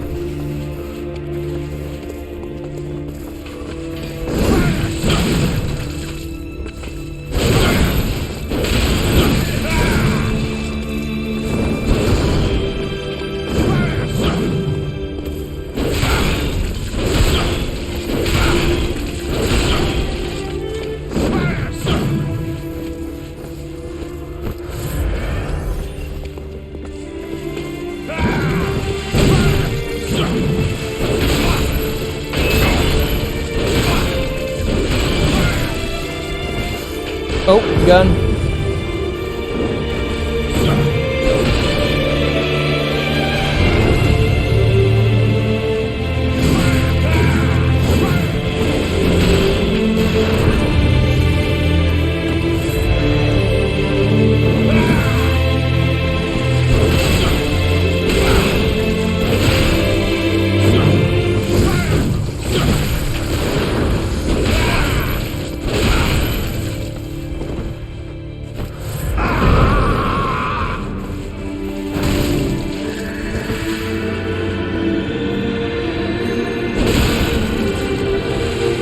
Ow.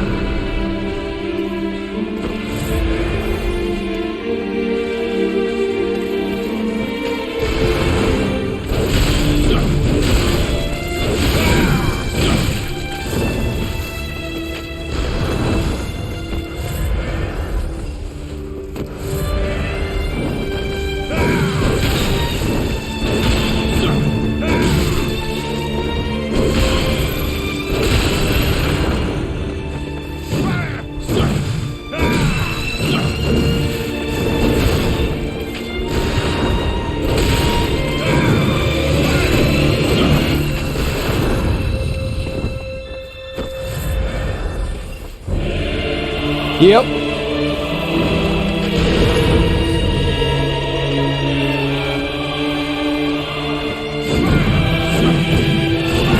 Oh!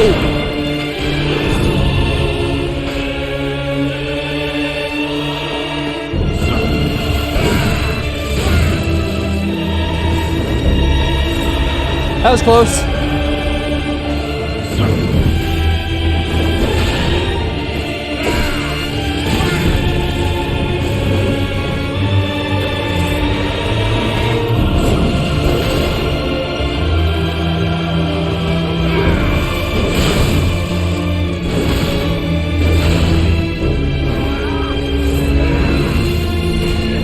What the hell?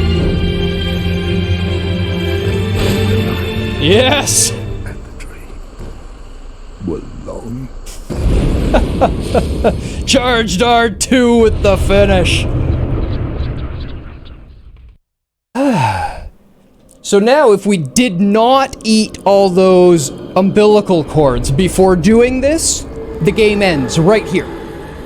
This is the moon presence. This is pale blood. This is what we've been looking for.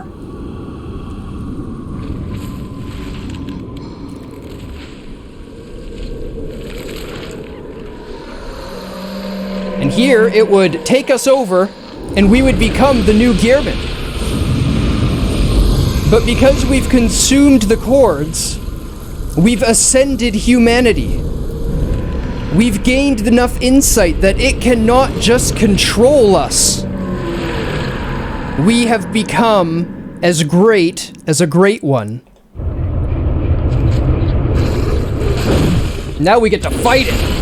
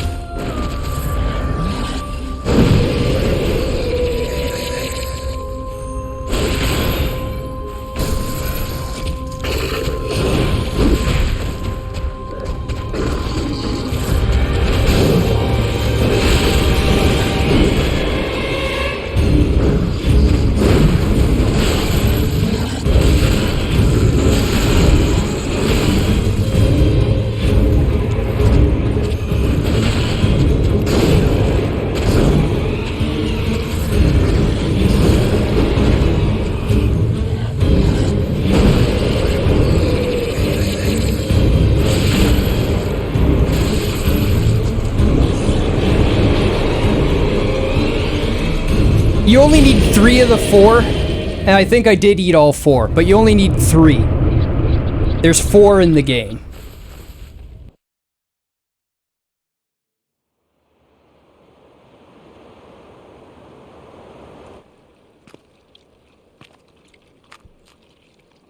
And that's us now. Are you cold? We've ascended humanity. And now, as I've promised you, Mole, we get a hug from the doll.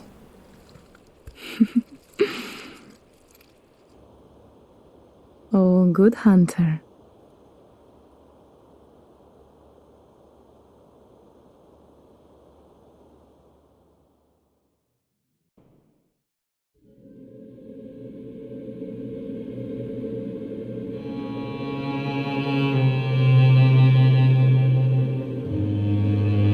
That's the end of Bloodborne.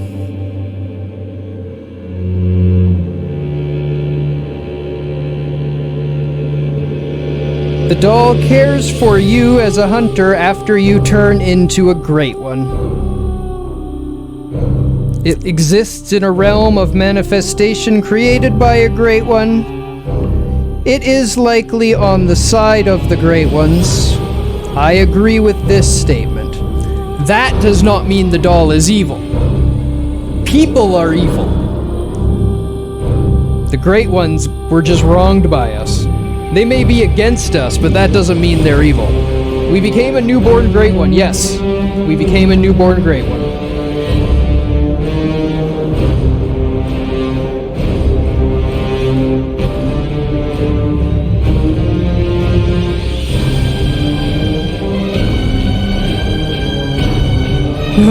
LOL, good hunter, you're such a cheese. Squiddy, squiddy, squid noise, yes.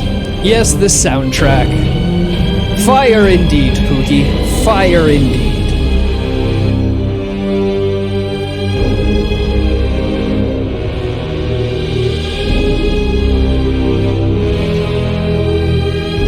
Masterful team. Produced a masterful game. Arguably one of the finest pieces of gaming media ever created. Alrighty, Dragon Magpie, thank you so much for hanging out. I'm glad you enjoyed. You have yourself a wonderful sleep. We'll see you sometime soon.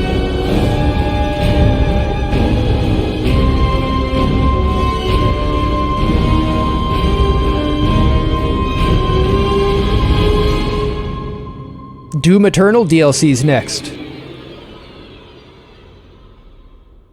Oh, geez. I never got that working properly. I'm gonna have to do some monkeying with that on the weekend. Which means tomorrow will probably be... Don't know. Something. Maybe I'll launch rockets. I've been playing Kerbal again lately. I like launching rockets. Maybe I'll buy a new base building game.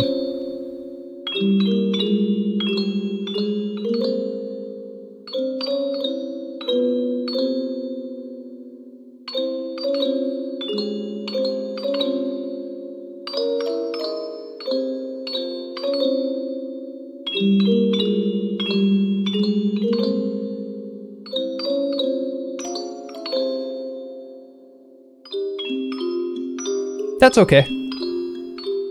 It's not Thanksgiving here.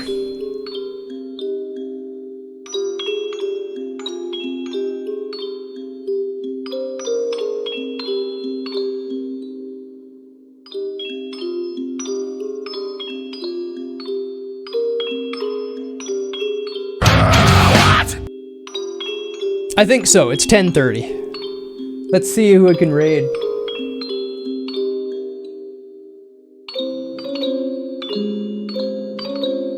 Go raid Val. He's playing Far Cry.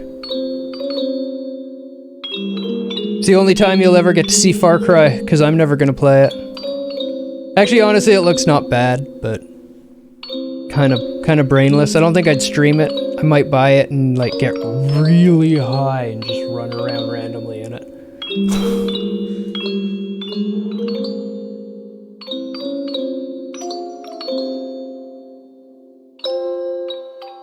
No, we're gonna raid Darth, who's playing Doom 2016.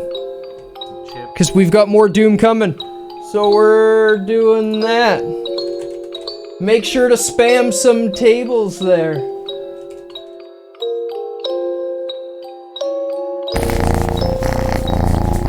Do it for me.